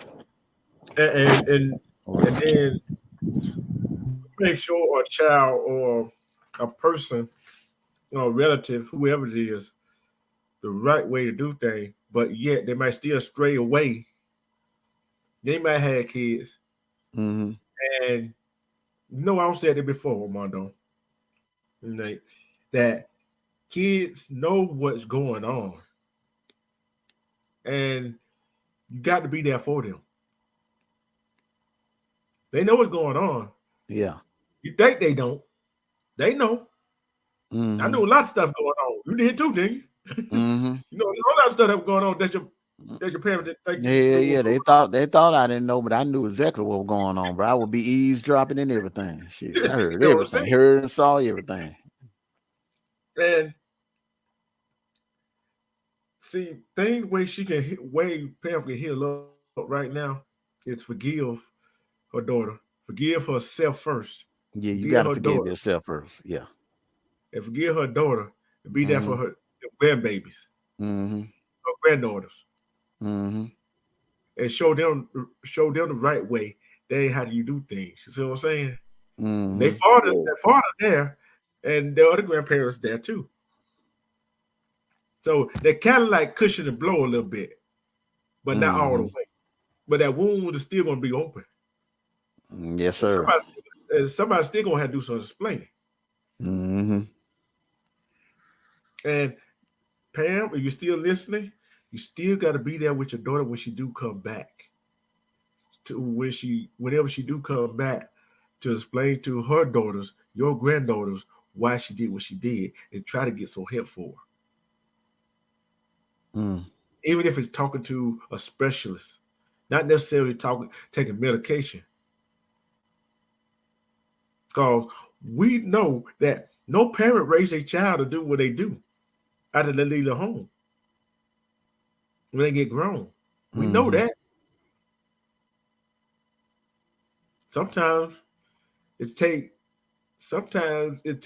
longer for that mental help to kick in than others. But this we had to put that pride to work. That way we had to put that trust, that put the pride to a side. Lay the pride to a side. Yeah. And build her up. See, that's what family do. We build each other up instead of tearing down. That is the foundation right there. trust and help is the foundation of family. If you got trust in your foundation, I don't care what kind of family you in, you got to build it up. You know what though? I will tell you this. I will tell you this. Oh, she said her grandbaby's 6 and 7 years old. Yeah. I will tell you this. That's just like, my daughter. And like I said, you never know what people may be going. People have a mental breakdown or whatever. But if my daughter, let's just say she have a kid and she's going through something or whatever, and she needs a break, I'm definitely gonna tell her, hey, bring them by here. Bring them by here. Anytime you need a break, I look, I'm available. I'll babysit anytime. Yeah. I mean, that's what that goes back to the topic of your discussion, man. Family. Yeah. That family support is very important.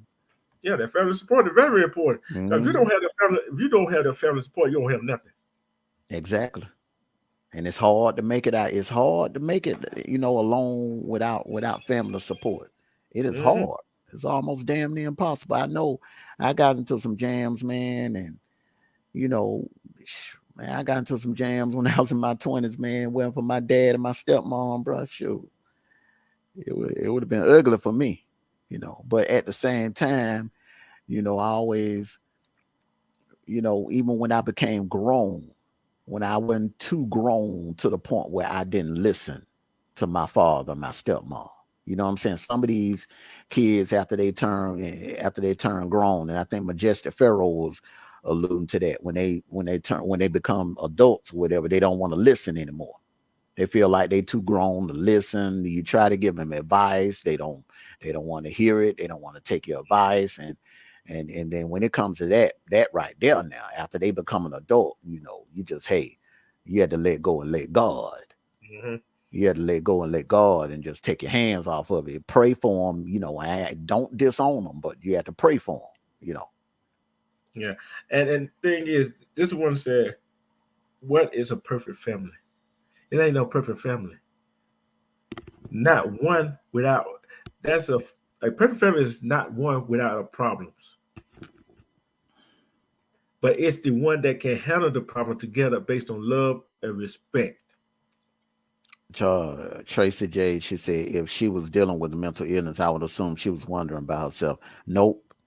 Just because someone is dealing with mental illness, ma'am, doesn't mean they will be out here wandering around by themselves. Now, you have cases of that, but she may, listen, there are some people that are married, and have serious mental issues. Oh yeah. So yeah, I mean, so that right there, that assuming that, okay, she would be wondering about herself if she had mental. No. Yeah, I know plenty of people that are married and they got serious mental issues. And they smart as and they use it to their advantage. Exactly. I know some people that got houses, nice cars, and everything with serious mental issues. Here, Martin Lawrence is the perfect example. Dude had serious mental issues. Then how many times he had episodes where he would run around, he would get caught by LAPD running around half naked and stuff. I mean, she just said. But you know what? But you know what's crazy? It's not so much as that he had health issues, because we already knew that, because I remember one of his old interviews, he said, yeah, I remember his mother saying the same thing. Like him and Chris Brown had the same thing, besides that ADD. Like they was just too hype. But look, people like that end up making the best comedy sometimes, because look, they all over the place to a degree. But then again, he was having his issues because he, like most people, was speaking out against these people, and they was like, "Oh, word, we're gonna shut you down." Like, we're gonna shut you down, because I don't believe some of that was just triggered by his own little thing. No, some of that was triggered by them higher ups. You know that. Okay, I'm a comment on not at all. Pam said not at all. I'm always there. She worked every day like nothing was wrong. Prime example that answers your question, Tracy J. And then I wanna put Tracy's comment up right here. She says, Armando, I agree with you, but I couldn't wrap my mind around her living with a man without her kids. Okay, I'm gonna tell you why. Because some of us, some of us, not all, but some of us will bring a child in the world and make it about us. Mm-hmm. How many times have you seen a female have a child, have a daughter, okay? And when they're like, okay, it's one child, the daughter, okay? And you know how us fathers are. We are crazy, but we love our daughters. I've seen some married couples have problems because the wife felt like the father was giving too much attention to the child. I'm serious. I'm serious. I know. You have some people that bring children in the world and don't realize when you bring a child in the world, it is no longer about you. It's about that child. If there is one piece of meat, one slice of bread, and one drink, and it's you and that child, you have to go, you have to starve that night. I'm starving that night. My child gonna eat, and I will have to go without. It's not about you anymore. It's about that child. And unfortunately, this young lady, Pam's daughter, she's still young, and hopefully she'll grow out of it one day. She just don't get it. A lot of parents are like that. My mother was like that. My birth mother was like that. It was about her and not about her children. She put her having fun, having a good time and traveling and going to clubs and stuff like that, going to discos. That was more important than raising her son.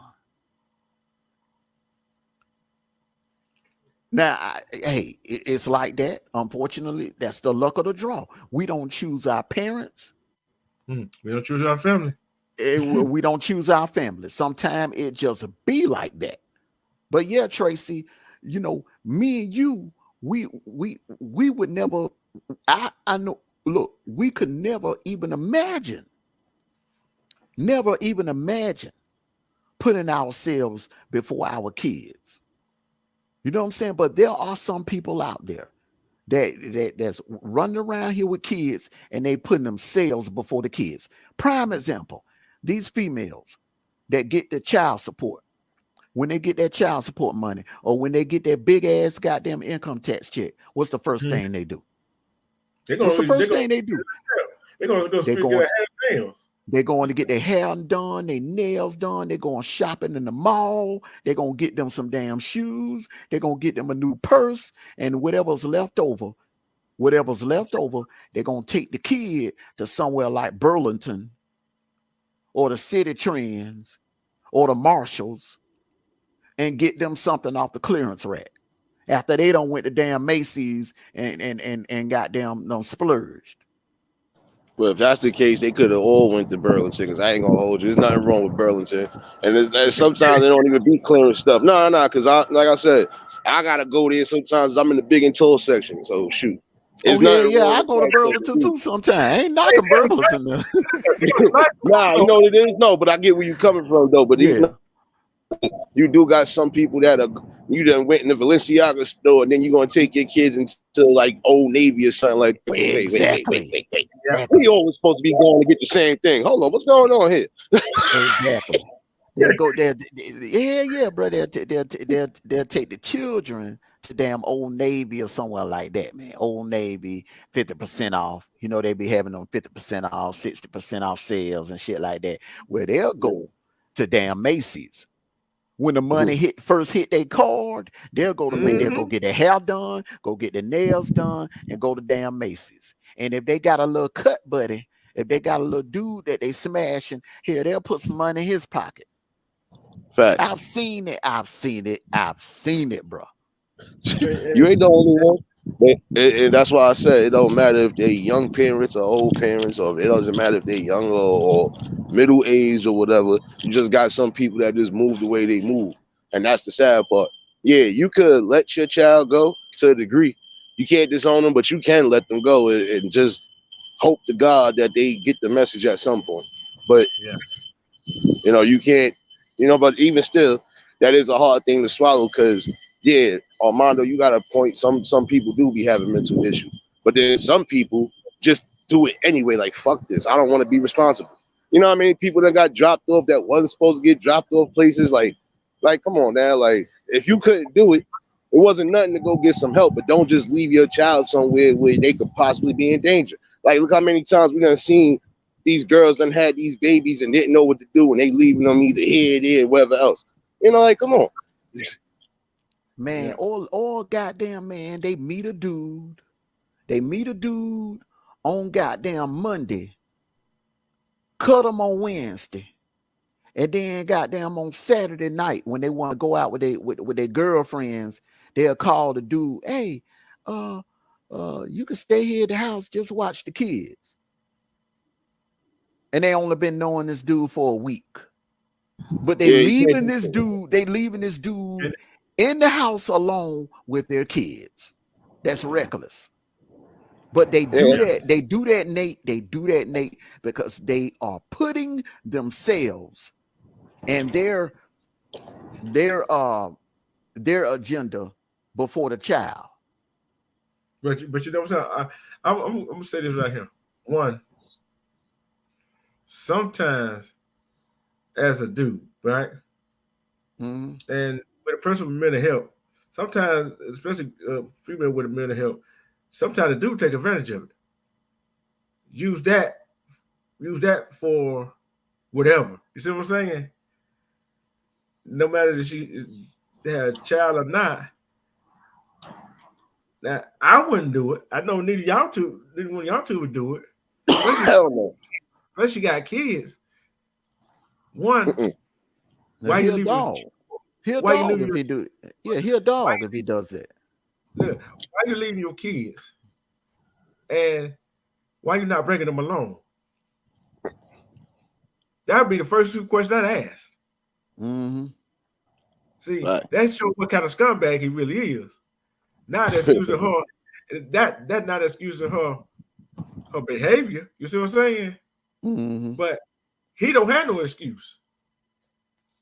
Because I feel like he just took advantage of her mental health. You feel what I'm saying? Mm-hmm. Yeah, man. Yeah, it's crazy though. But I you know what? I seen this happen on both ends too. I done seen like women take advantage of a dude. He might be a little mentally challenged, etc., etc. So that goes both ways. Yeah. No. I'm just saying, but I seen some dudes too that going through it. You'd be like, are you kidding me, bro? Like, what you? Yo, she got you. Like, she got you, bro. Like, I'm not doing that. And honestly, like I said, I personally couldn't see myself leave. Even if I had kids, I couldn't see myself leaving them with nobody unless I really fully trust them. Because right now, you can't even trust shit nowadays as you speak. And if you leaving somebody with your kids and you ain't even been with them but for so long, that's how shit happens to these kids too. This is where some of the trauma might fall. Yeah, and sometimes you can't even trust your own family member with your kids. Hell no. Hell no, bro. Leave your daughter with the wrong uncle if you want to. Salute, Amelia. It don't even got to be an uncle. Sometimes they be left with cousins and other shit. You got people that like, it depends on the family upbringing. But but all in all, a lot of times when shit do happen, sometimes it don't always necessarily be in house. It could just be people that's around the family. Like, you got people that have been abused and it wasn't even coming from family, but being how family either didn't know or they wasn't really standing on it. It was a continuing pattern until they stopped the shit. So, and it shouldn't have to be a continuous pattern before somebody stopped doing the shit they doing. Period. That should get nipped in the butt right then and there. Yeah, man. Yep. But I tell you, see, I'm glad she did to the live tonight. You know what? I was like, what should I do tonight? And that just popped in my head. You know what I'm saying? What do family mean to you? And everybody know what traditional family is: man, woman, wife, husband, son, daughter, right? Mm-hmm. Grandpa, grandmama, aunt, uncle, cousin, and so on and so on.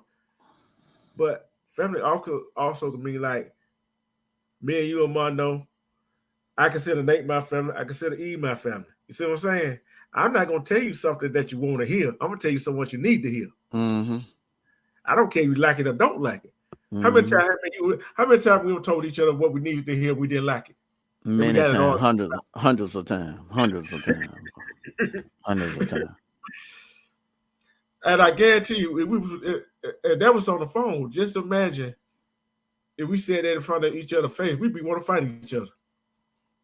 Well, I mean, what the thing about it, when that brother LeBron, you don't, it'll never come to that. Because remember, in the beginning when we were kids, bro, you would tell me things I didn't want to hear, but hell, it was the truth. You found out the hard way, though, didn't you? Yeah. And when I didn't listen, goddamn, you were like, okay, all right, go on, walk on up there to her house. You find out the hard way. You'll find out. You got there a week later. I go there. I take my hard head ass on a walk on up there to her house, and goddamn, a week later, I'm walking down the street with my head down. Hey, he was walking the Green Mile, and I was laughing at him. You heard me, Nate? Oh boy. Yeah, I heard you. My fault. I had a truck backing up. That's why. that about like he was backing it up, walking on back. I would left my ass off it. Hey, I try to hold a straight face when you walking. When you walking the Green Mile. Yeah, I'll try to hold a straight face. But I wouldn't know if I laughing though. You would be right there in the dawn. You would be right there on the right there by the front door wide open to their thing. Be like, hey man, try to tell you. He'd be like, hey, Amos, I tried to tell you. Amos, I tried to tell you. I'm looking over there. I'm like, man, I heard you, bro. I heard you. You like, you know when you don't want to hear nobody, and they throw that right hand like, oh man. Look at you. Get your hand in the cookie jar. Look at you. You look lost, don't you? Hey. Nah, my fault, because they had the damn garbage truck and blew my eardrums out just now. Shit. Man, they be picking up garbage this time of night in New York. Yeah, that's New York, because look, sometimes during the day, you ain't gonna be able to do so much, and in the nighttime, that's when they mostly start getting up all the garbage. Even though we kind of like in the peak season of fall, etc., well, at least on my end, they still fucking, because you got 3 different types. You got the private sanitation, and then you got regular New York sanitation. Right now, that's a private truck that's picking up certain spots. So, shit, now if it's New York City sanitation. Nah, because sanitation, they already done did their rounds around the city. They done did theirs around like an hour ago. Yeah, an hour ago, still that dark, man. Hell no, man, them loud ass trucks, man. Oh man, they supposed to be raising hell out here, man. They come through here that time of night. Hey, put Tracy J's comment up. Yeah, but you know, when it's in the city, man, shoot, we don't sleep. So shoot, sometimes you still getting garbage on the Yeah, you can't sleep with them loud ass trucks riding through your neighborhood like that. Yeah, it's crazy. Just think about the ones that live by the trains. Oh, or by the airport. The airport, the worst, man. Yeah. Listen, oh man, don't get no damn condo by no damn airport, bro. You ain't sleeping that night. You better have a third shift job. Now. Listen, I was sleeping as I'm supposed to be sleeping now, because they got so much construction going on out here. A lot of these quote unquote affordable houses and some other little commercial stuff they building. And New 3 of them spots they just started building. Yeah. 3 of them spots they just started building. I be hearing them before I leave work sometimes. Like, oh damn, y'all niggas is out before 7. Oh yeah. Hell yeah, man. They're gonna get that, man. They're gonna get them halogen lights, man. They're gonna hook them halogen lights up around about 6 in the morning, sometime 5:30 in the morning. Don't let them be doing no road work in your neighborhood, bro. Oh Oh no, man. they just did they was doing the whole roll the other day. They had nothing but cement trucks out here the other night. I was coming to work. I said, well, goddamn. Man, shit. You gotta It's put like some every time damn, you turn around, 2 trucks coming out, 2 trucks going in. I said, damn. man, you gotta sleep with some damn earplugs in your ear, bro. Them damn cement truck, man. Nah, but I mostly sleep. Like I said, it's after a while you ain't even gonna hear no more trucks. Like I said, if New York Sanitation ain't the ones grabbing up all the garbage, a lot of them got private companies that they go to certain spots. Like I was looking, I said, wait a minute, why sanitation ain't picking up their garbage? And it's garbage. And I'm like, oh, I forgot. When it's private sanitation, that's just them. That's all they shit. Like, all right, nigga, let y'all do y'all's. We did ours already. Like, shitty did theirs. Now y'all can do yours. So, Okay, pal. Be safe on your way up there. Hey, take care of your grandbabies. They need you more than ever right now. You need them. that's a fact. You gonna need that love, that strength, and that support. And at the end of the day, just like how y'all said it, when the daughter does come back around, she has to do that explaining, but you also got to be there with her too. You know, Yeah. because I know how it is sometimes. Like, like I said, one of my boys, he got left. Well, shit, I can't even say. First of all, and I said his birth parents. I don't even fully know them. I only knew his adopted parents, but his birth parents left him at birth. Like literally after she done gave birth, her and her husband done pulled off and went elsewhere. I'm like, how the fuck you leave your baby in the hospital like that? Like, nigga, like, come on, bro. How you leave your baby in the hospital? You know Like, what you though? ain't even think to come back, nothing. Like, You know what though? I hear stories like that. It's sad, man. Just heartbreaking, man. But you know what though? Better the hospital than got them on somebody's doorstep. And yeah, believe it or not, females are still doing that shit, leaving their kids. And that's why, man, I mean, when they struck down Roe v. Wade, and I yeah, said this that day because I was alive. I was alive when the Supreme Court made that decision. I said yeah, this. I said, man, watch it. See, you're gonna start seeing women, especially down here in the South, where they done stricken the laws and stuff. You're gonna start seeing women leaving kids on doorsteps and at the hospital in the emergency rooms and stuff. Watch it. See. Mhm. It's a safe place to leave it. And think about it, they tell them to leave it at the fire department or the hospital or the police Fire department. department, hospital, police department, yeah. See, and the damn thing they can do about it. Hmm. That's a safe spot. Yeah. So, but like I I said, just I just couldn't do. I could I couldn't not do it. I do couldn't do it. that, man. I couldn't do it. Hell no, man. I couldn't do it. I couldn't do it. I couldn't do it. I'm sorry. Carry a child for 9 months and then you wrap them up and put them in a bassinet and leave them at a fire department, a hospital, or police station, man. I just can't do it, bro. Can't do Yeah, I it. think tomorrow I'm gonna do 2 shows tomorrow. One on what Chase J was talking about, and that why I can't put my finger on it right there is that why do some males, some women don't just say that's why I'm for taking the DNA test when the woman have a child. You know what I'm saying? So we find out Mm-hmm. who the father really is, and for health reason too. Mm-hmm. 'Cause if that dude want to be there if that guy want to be there for that child, let him give him the chance, give him full custody if you don't want him or her. Mm-hmm. What's wrong with that?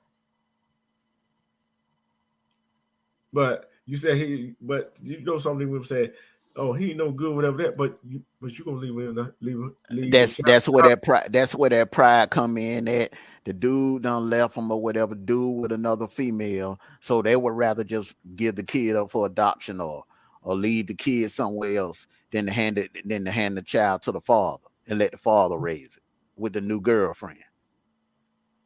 That's that pride. That's that pride thing.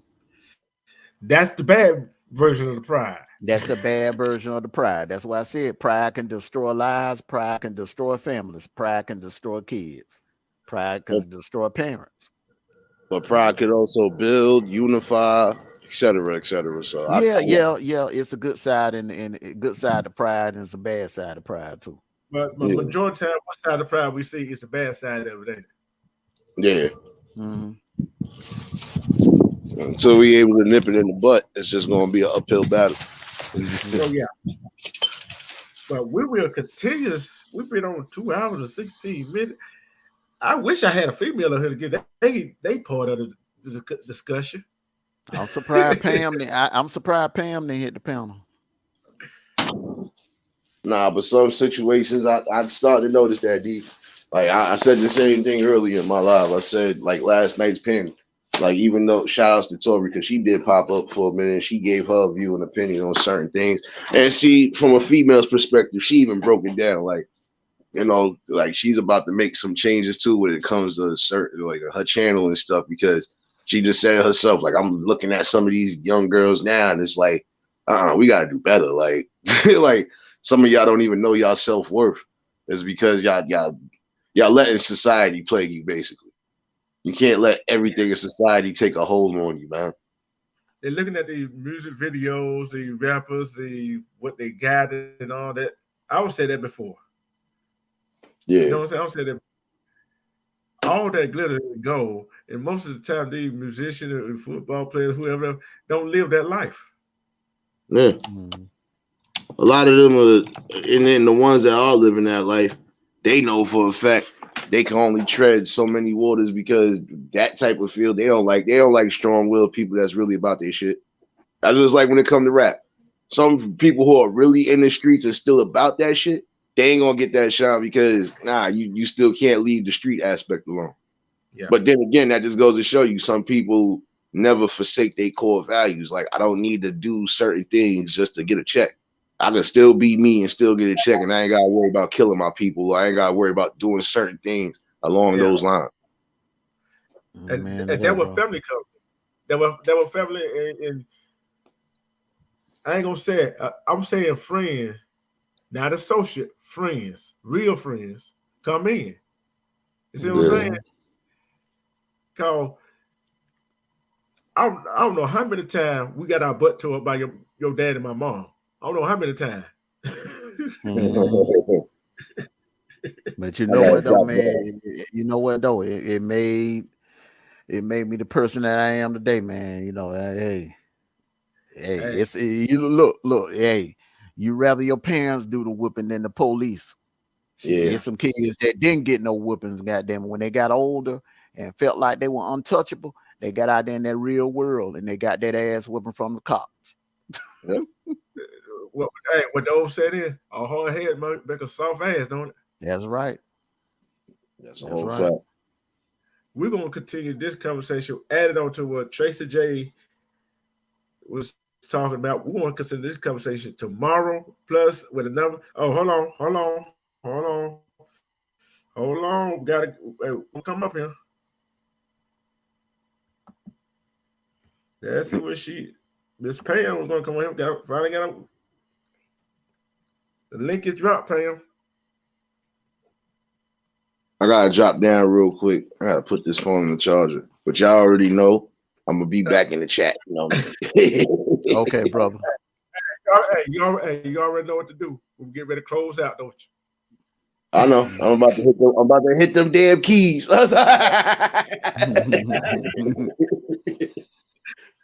Hey, peace and blessings to y'all, man. Peace and blessing to you, brother. Hit them damn keys. You gotta turn your device off, man. Hey, peace and blessings to y'all. Did I turn it down? Yeah, turn it down. What's going on, Pam? Hey. You gotta turn your device Oh wait. off, hold on. Okay, I'm trying to. Okay, you hear me now? Mm-hmm. Yeah. No, it's just been a lot. I don't know. I'm thinking basically, it's some type of mental issue that my daughter's been going through. I think she's been going through for a while because she had, what is that, postpartum with both her daughters? Yeah. So I guess I guess it finally just hit and she just snapped. But I said if I was in New Jersey, when she left a week ago to go to Maryland, I really think Irvington police would have been coming to get me because there's no damn way you're gonna leave my 6 and 7 year old granddaughter with their fathers and their grandparents while you just run off gallivanting, not knowing exactly what's going on mentally with her. But everything happened for a reason. I'm still Yeah, praying. I'm still praying on it. So I'm going. Like I said, I'm driving up to New Jersey Wednesday just to be with them. But I haven't spoken to my daughter because I know I'm so angry. I don't want to come at her, you know, in a way like she's somebody on the street, which I'm about to. I want to, like, curse her out, but that's not the way to go. So I'm just like praying, and I'm like, hopefully she come to her senses. So I don't know. yeah. And I'm telling you, I wouldn't even. I know we talk all about this, whatever. I didn't wasn't thinking about those particular situation. You know what I'm saying? It's just like family Mhm. and way and like I said, family could be the inner circle of a family, also an outer circle of a family. If you understand what I'm saying, and Mhm. we all come together as one and help each other and raise Yeah. each other up. And I'm glad I'm glad you got something from this. You know what I'm saying? That can help you. You know what I'm saying? It just Yeah. and that's all. This all my channel is about: helping, giving knowledge, getting education. If somebody gets something from it, hey, I did what I was supposed to do. You know what I'm saying? Right. That's all it is. Right, but my thing is, I know if I come at her a certain way, if she come off like ghetto and acting stupid, I'm gonna curse her out like she's somebody on the street that just stepped on my brand new Jordans or something. That's I'm trying not to, but I'm just still that pissed and hurt and embarrassed. I shouldn't be embarrassed because I didn't raise that person. But you know, I don't know. It's a little crazy. And then she's on Twitch and all the platforms like all life is all great. I'm in Maryland, I'm having sushi, I'm having that. I want to say motherfucker what? But I have to refrain. I have to refrain. So Yeah, yeah. It's mm, because it's like you dwell on it. All you're gonna do is stress yourself out, and you can't stress yourself out when you got your granddaughter to think about. yep. They Mm, need you, the dad and their grandparents, and that's up there, and the granddad that's up there. They gonna need they gonna need that village now. yeah, Like but you said, they I hate the day, but they be like, because they call me mom because I'm too young to be a grandma, actually. So they call me mom. And I hate the day they be like, mom, where's mommy? That's going to kill me. That's gonna make me want to walk and find her and choke her ass out. That's why I'm asking God to help me. So yeah, you gotta stay that course. mm, Cause mm, mm. and one, if they ask you, you can't lie to them really, Yeah, cause they gonna see right through it, basically. that's true. But you tell them the truth where only a kid can understand it. Then when she do come back, she gonna have to explain it to him. Right. So Mhm. It's all y'all can just do right now is love on them. that's all I'm gonna do. But it's like I didn't raise this person to be in these shoes right here. I'm like I did not raise this person. Where the hell did this come from? Seriously, where? Where? I don't know. I would never leave my two girls. I got two daughters. They're both grown, but I would never, ever in a million years. If I go, they go. I don't get it. Yeah, there's different generation. These, they say they nickname these millennials That's what my sister the tried to tell selfish, me. yeah, Yeah. the selfish generation. Mm, That's what mm, mm. it's all about them. It's sick and it's so, it's just disgusting. Mm, I don't Hmm. see it. And you know what? Sometimes I know we were saying you can't, trust cousins and this one and that one. Sometimes the own parents do stuff. You know what I mean? I hate to think about it, but there's stories where the own father and grandparents is sick people out here. And I mean, Yeah, I'm not saying they would ever do anything to either one of them, but I would never in a million trillion years, never, never leave my two girls. And like I said, one's 29 and the one who left is 33. Are you kidding me? You're grown enough to know better. What the hell? But like you said, that post mortem probably just not hit her, but it been there They- the whole time. She knew how to live with it. You But know what they're I'm saying? 6 and 7. They're 6 and 7. I'm like, they didn't ask to be here. You chose them. They didn't choose you. That's the worst part. Yeah, but sometimes we could. Sometimes people can't choose when that mental, the PTSD, Mm, mental health hits them. mm, You know mm, what I'm saying? mm, mm, This thing, I want to give you a preference of veterans that been in the war, they've been in mm-hmm. armies and all that stuff. They might be seen normally fine working and all that stuff.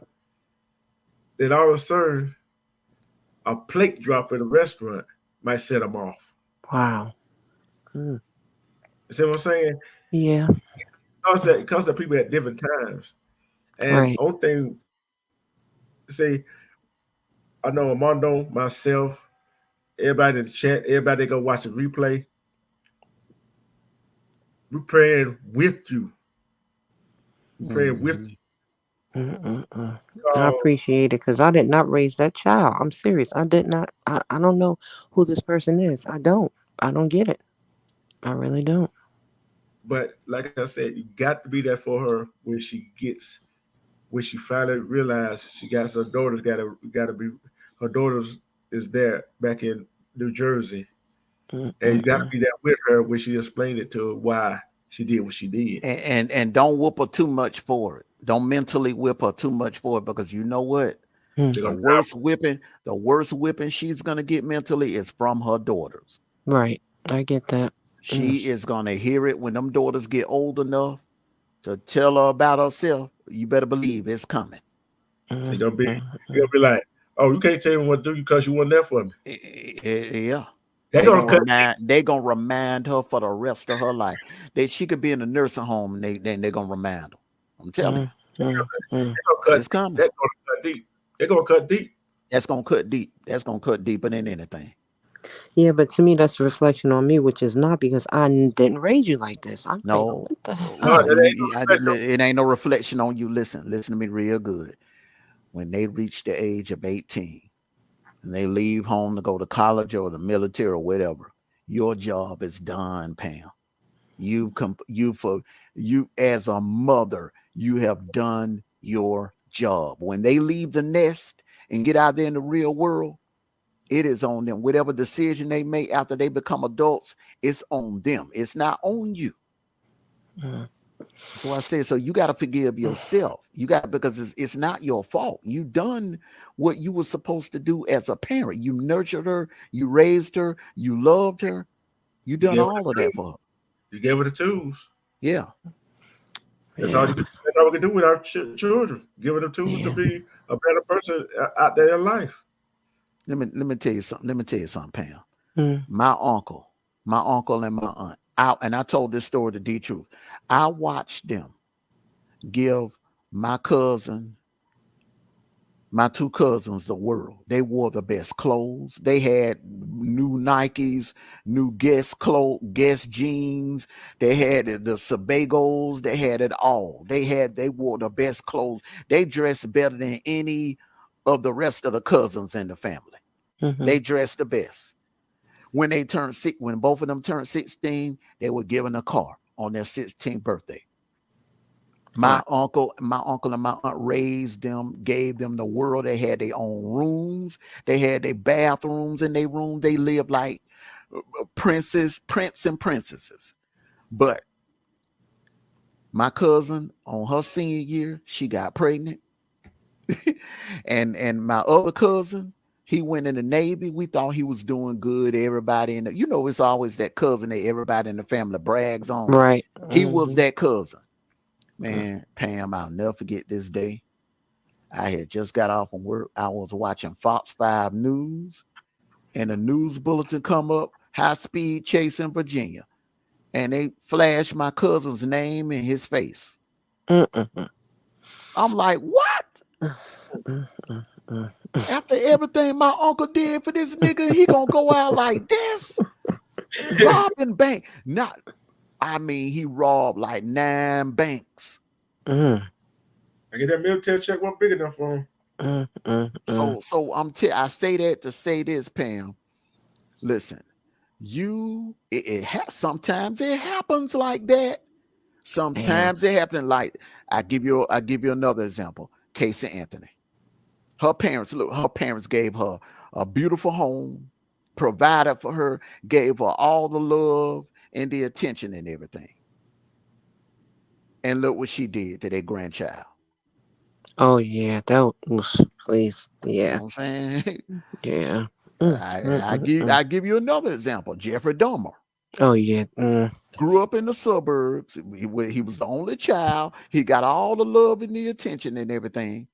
Parents were upstanding citizens in the community, and this fool goddamn was a serial killer, eating people. Yep. So sometimes it be like that. You It's just can't terrible beat when yourself up. it's just terrible when you wearing the shoes. I mean, you just like, what the hell? I know damn well. It's like Mhm. you watching yourself like an out of body experience. Like, what? I don't know what went wrong. Basically, what the Yeah, hell? you know how many mothers and fathers are gonna sit in the courtroom tomorrow and Yeah. watch their son or daughter get taken away for Mm, prison mm, mm, because mm. and they gonna sit there and wonder where did I go wrong, and they didn't go wrong. They raised them and gave them everything nurture, but it's just that they look when they leave home. Unfortunately, when they leave home, get out of our sight, they they can get with the wrong crowd. That's true. That's true. They could fall weak to peer pressure, and if they make the wrong decisions or go down the wrong road, that is on them. It's not That's on you. true. That's true. It's just tough to watch. I'm like, how could you got two beautiful girls? What the hell? It don't even make sense to me. It's just I can't even wait to get back to Jersey. I cannot. I cannot. I cannot. That's But crazy. hey, Pam, I'm gonna ask you a question. It still have registered with you, hey, have it? No, I'm still in disbelief to be honest. I'm like, what the hell? It's only been a week. She left a week ago today. I don't Yeah, know. it's gonna take a minute. It's gonna It take a gonna take, minute. It's gonna but you take a give, minute. yeah. But for right now, you gotta pull yourself together for your granddaughters. Yeah, you gotta be I got to strong pull for your myself grandma. together to ride 14 hours to New Jersey. My mind got to be Yeah, clear. yeah. That's why I got to be. I got to get that together because when I came down to Alabama, I was happy. I was like, "Oh, I can't wait to see my grandson, my daughter, her fiance, and I can't wait." Now I'm going back the other direction, feeling another way. I got to get my mind right. You got to be Yeah, straight when you're on that road 14 hours. That's a long So time. so so you're gonna end up stepping in and raising them. Well, I'm gonna try because we don't know what's going on right now. I'm just helping the father out and the grandparents because the grandparents always go away. And I said, I don't want you guys to stop. You work long enough. You shouldn't have to feel like you're raising kids all over again. You know what I mean? So Mhm. I'm gonna go up there and help out as much as I can. But You the know. father has stepped in and trying to Oh raise the yeah, girl. yeah. But he's up for promotion and he couldn't even take his promotion because he's like, I gotta make sure my girls are good. Yeah, I said, let me go up here. Let me go up here and help out. This is just he's gonna need some female help. He's yeah. gonna yeah, need some female help because that is hard for a man. I only know one man that raised his daughters by himself. I don't know how he did it. They went through hell. He did a testimony at church, and Wow. I mean, man, I mean, it's like six. He raised six. The Oh mother just Lord. up and left. The mother just up and left. Mm, mm, mm. Got up one morning, said she was going to work, and never came back home. oh, Damn. she went to work all right. Wow. Ran off with some dude. Ran Mm, off with some mm, dude, man. mm. That's the crazy part. So I feel you. I Mm, feel exactly where you're going. Yeah, mm. that's I don't mean no harm, but ain't that much dick in the world. My girls come before anything, anything, anything. But man. I don't know. This new people, these new folks, I don't get it. I don't get it.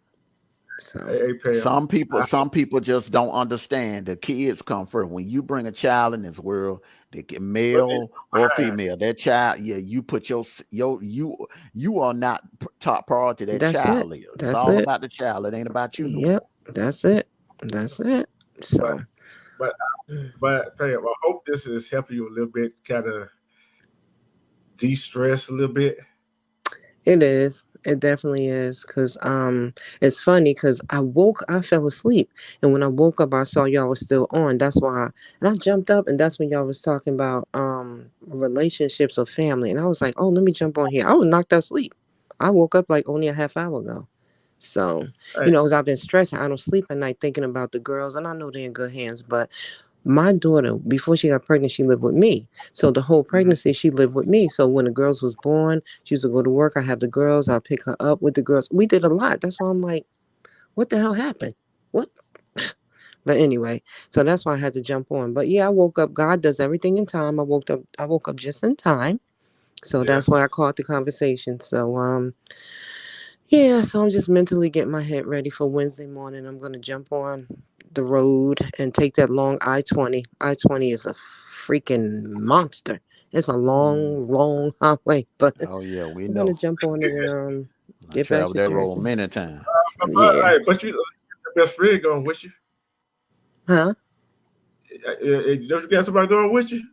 My dog. What he gonna do? He gonna send it back barking. That's it. Hmm. It's me and my miniature schnauzer. Yeah, I that's call them. it. Hey, I call them ankle biters. They really are. They just loud for no reason. For no reason. So I wish They- I did have somebody to ride with me, but I said, I need to clear my mind. So I'm yeah, just gonna take my time and hopefully no snow or ice, is on the road when I get up there because this time of year is usually pretty bad. But so far so good. But I'm just thinking about my girls. So that's it. yeah. Mhm. We hopefully uh, hopefully you have a safe journey. You and your schnauzer, your little ankle biters. My miniature schnauzer. He's miniature. Yeah. hmm his No, we're name is talking about his name is Da Vinci. Yes. it. Oh Lord, hmm artist, huh? huh? Out of the artist, huh? Exactly. That's what he is. He's all black and he's loud. That's it. But yeah. But no, I But it's really appreciate this live. I mean, I needed it because, like I said, mentally, I got to prepare myself for the drive and got to know mentally I'm going back to New Jersey in a different state. Like I said, when I was coming to Alabama, I was excited. I couldn't wait. I had no problems. I came straight down here. It was just fine. It was perfect. Now I'm going back. I'm going to have to fix this mind to sort of not be so angry. You don't want to drive angry. So I don't even. Anyway, so I got to get it together. yeah, you better cut off somebody had road rage, and then also here you Yeah, go. or somebody being to cut me off and all those trucks going up north. So I got to chill. I really got to chill and get it together. And I will, in God's name. I'm good. I'm good. So But think about it. Think about that happy moment when you get to see your granddaughters back up there. exactly. I can't wait to see my babies. Hmm. Yep. Yep. That's your happy moment right there. That's it. That's your happy moment. That's it. So. All right. Well, I appreciate you guys listening to me vent. I needed this because, like I said, and I kept changing the dates. I was like, no, maybe I'll leave on Friday. Maybe I'll leave next Monday. No, get up there. Just go. Just go. So, you Hmm. know, Yeah, I actually but got a headache thinking about it, but it's all good. It's all good. 14 it's, hours. Whew. so you're good now, huh? You don't got it. You don't got it out and open now. Yep. Yep. And Hmm. sometimes it's good when you let it out instead of internalizing everything. Sometimes you got to speak it loud and you'll be okay. I know Yeah. I'm gonna be okay. Yep. So, all right, Hmm. guys. Now, now you can relax and go and get you some sleep. Well, before I get some sleep, I'm gonna grab a glass of wine and Uh, what kind? Chardonnay. Uh-oh. Yep. She done. That's it. No, no, it's gonna be good. Just a glass of Chardonnay and wind down. That's it. I'll be good. I'll be good. All right. Hey, like I said, the 20 East family, 20 East Nation family is praying for you, and whoever else gonna watch this replay, I know they're gonna pray for you. And hey, it's in the high power hands now. That's the only thing. Exactly. hmm Let go. Let them do. Let let the high power do what he got to do. What he always do. That's right. That's right. So I'm going to do just that. But you guys have a great night. I'm going to get out of this bed and pour my ice cold wine, and that's it. Mhm. I'll make sure And we D-Truth sure. check. I make sure D-Truth check on you. Oh, he will. I know he's Yeah. going to call me. He's going to call me about 15 minutes. But yeah. All right. Not trying to throw you under the bus. No coughing. But yeah. Yeah, you throw me over me. Good. We'll talk. We'll talk. Listen, we'll talk further about it. So, it's all good. Yeah. But she my friend. She's hey, look here. She don't like when I speak the truth. Do you? No, I like when you speak the truth. What do you mean? I know, but back in your head, like I wish you stopped doing that. Tell me I'm wrong.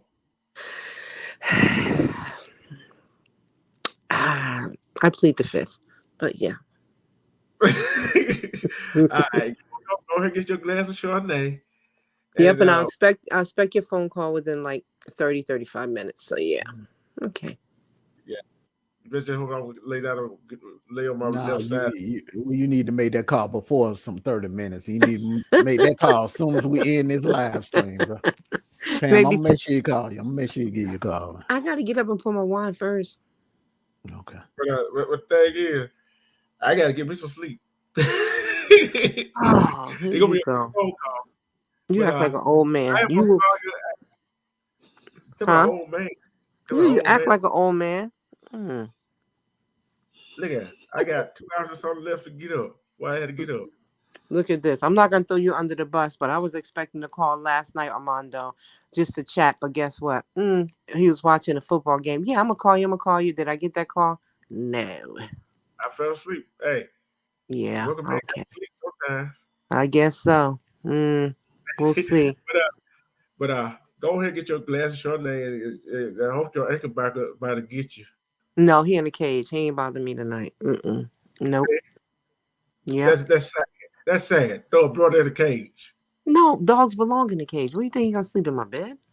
Yeah. No. Only men sleep in my bed. No dogs. Damn. Well, some men could be dogs, but we're not going we're not going there tonight. I'm turning this, y'all about to turn this into an after dark show. No. I think he's trying to. D-Truth is trying to, but he better back down. Down. Yeah, y'all do that on the after one-on-one after show. Hey, what I said was what? Ankle biter. You could use him. That's your little safeguard right there. No, you trying to be an ankle biter, but not tonight. So, Goodbye. I got the power. I got the power. All right, guys. Hey, go get your question. Yeah, I'm going to get it now. Right, bye-bye. Bye. Okay. Good night, Pam. Good night. Good night, Pam. All right. Well, this has been a deep subject, bro. I think we'll have to do part two. We'll have to do part 2 to this show. Yeah, we'll do a part 2. We'll do a part 2, bro. These West Coast owls, bro. You killing me with these West Coast owls, bro. Hey, bro. Hey, I gotta get on. I gotta get in when I fit in. Hey, but look, we're gonna have a conversation. We're gonna work something out. We're gonna have a conversation tomorrow on your break. Okay, we're gonna have a conversation tomorrow on your break. We're gonna work out something, but you got to use that device in your hand, bro. You got to do what everybody else do, man. Walk outside, bro, for 5 minutes, man, and that's content. Oh yeah, I you understand what I'm saying? All right, let me ask you a question. Don't sometime during the day, man, like an idea cross your mind about a topic? Yeah, sometimes. Right. All right. That's what I'm saying, man. Huh? Hey, look here. When I came up with this show tonight, I was like, it just popped in my head. I still started typing. Like, no, but what I'm saying, the point I'm trying to make is when you get ideas like this throughout the daytime, bro, just go live from the YouTube, bro.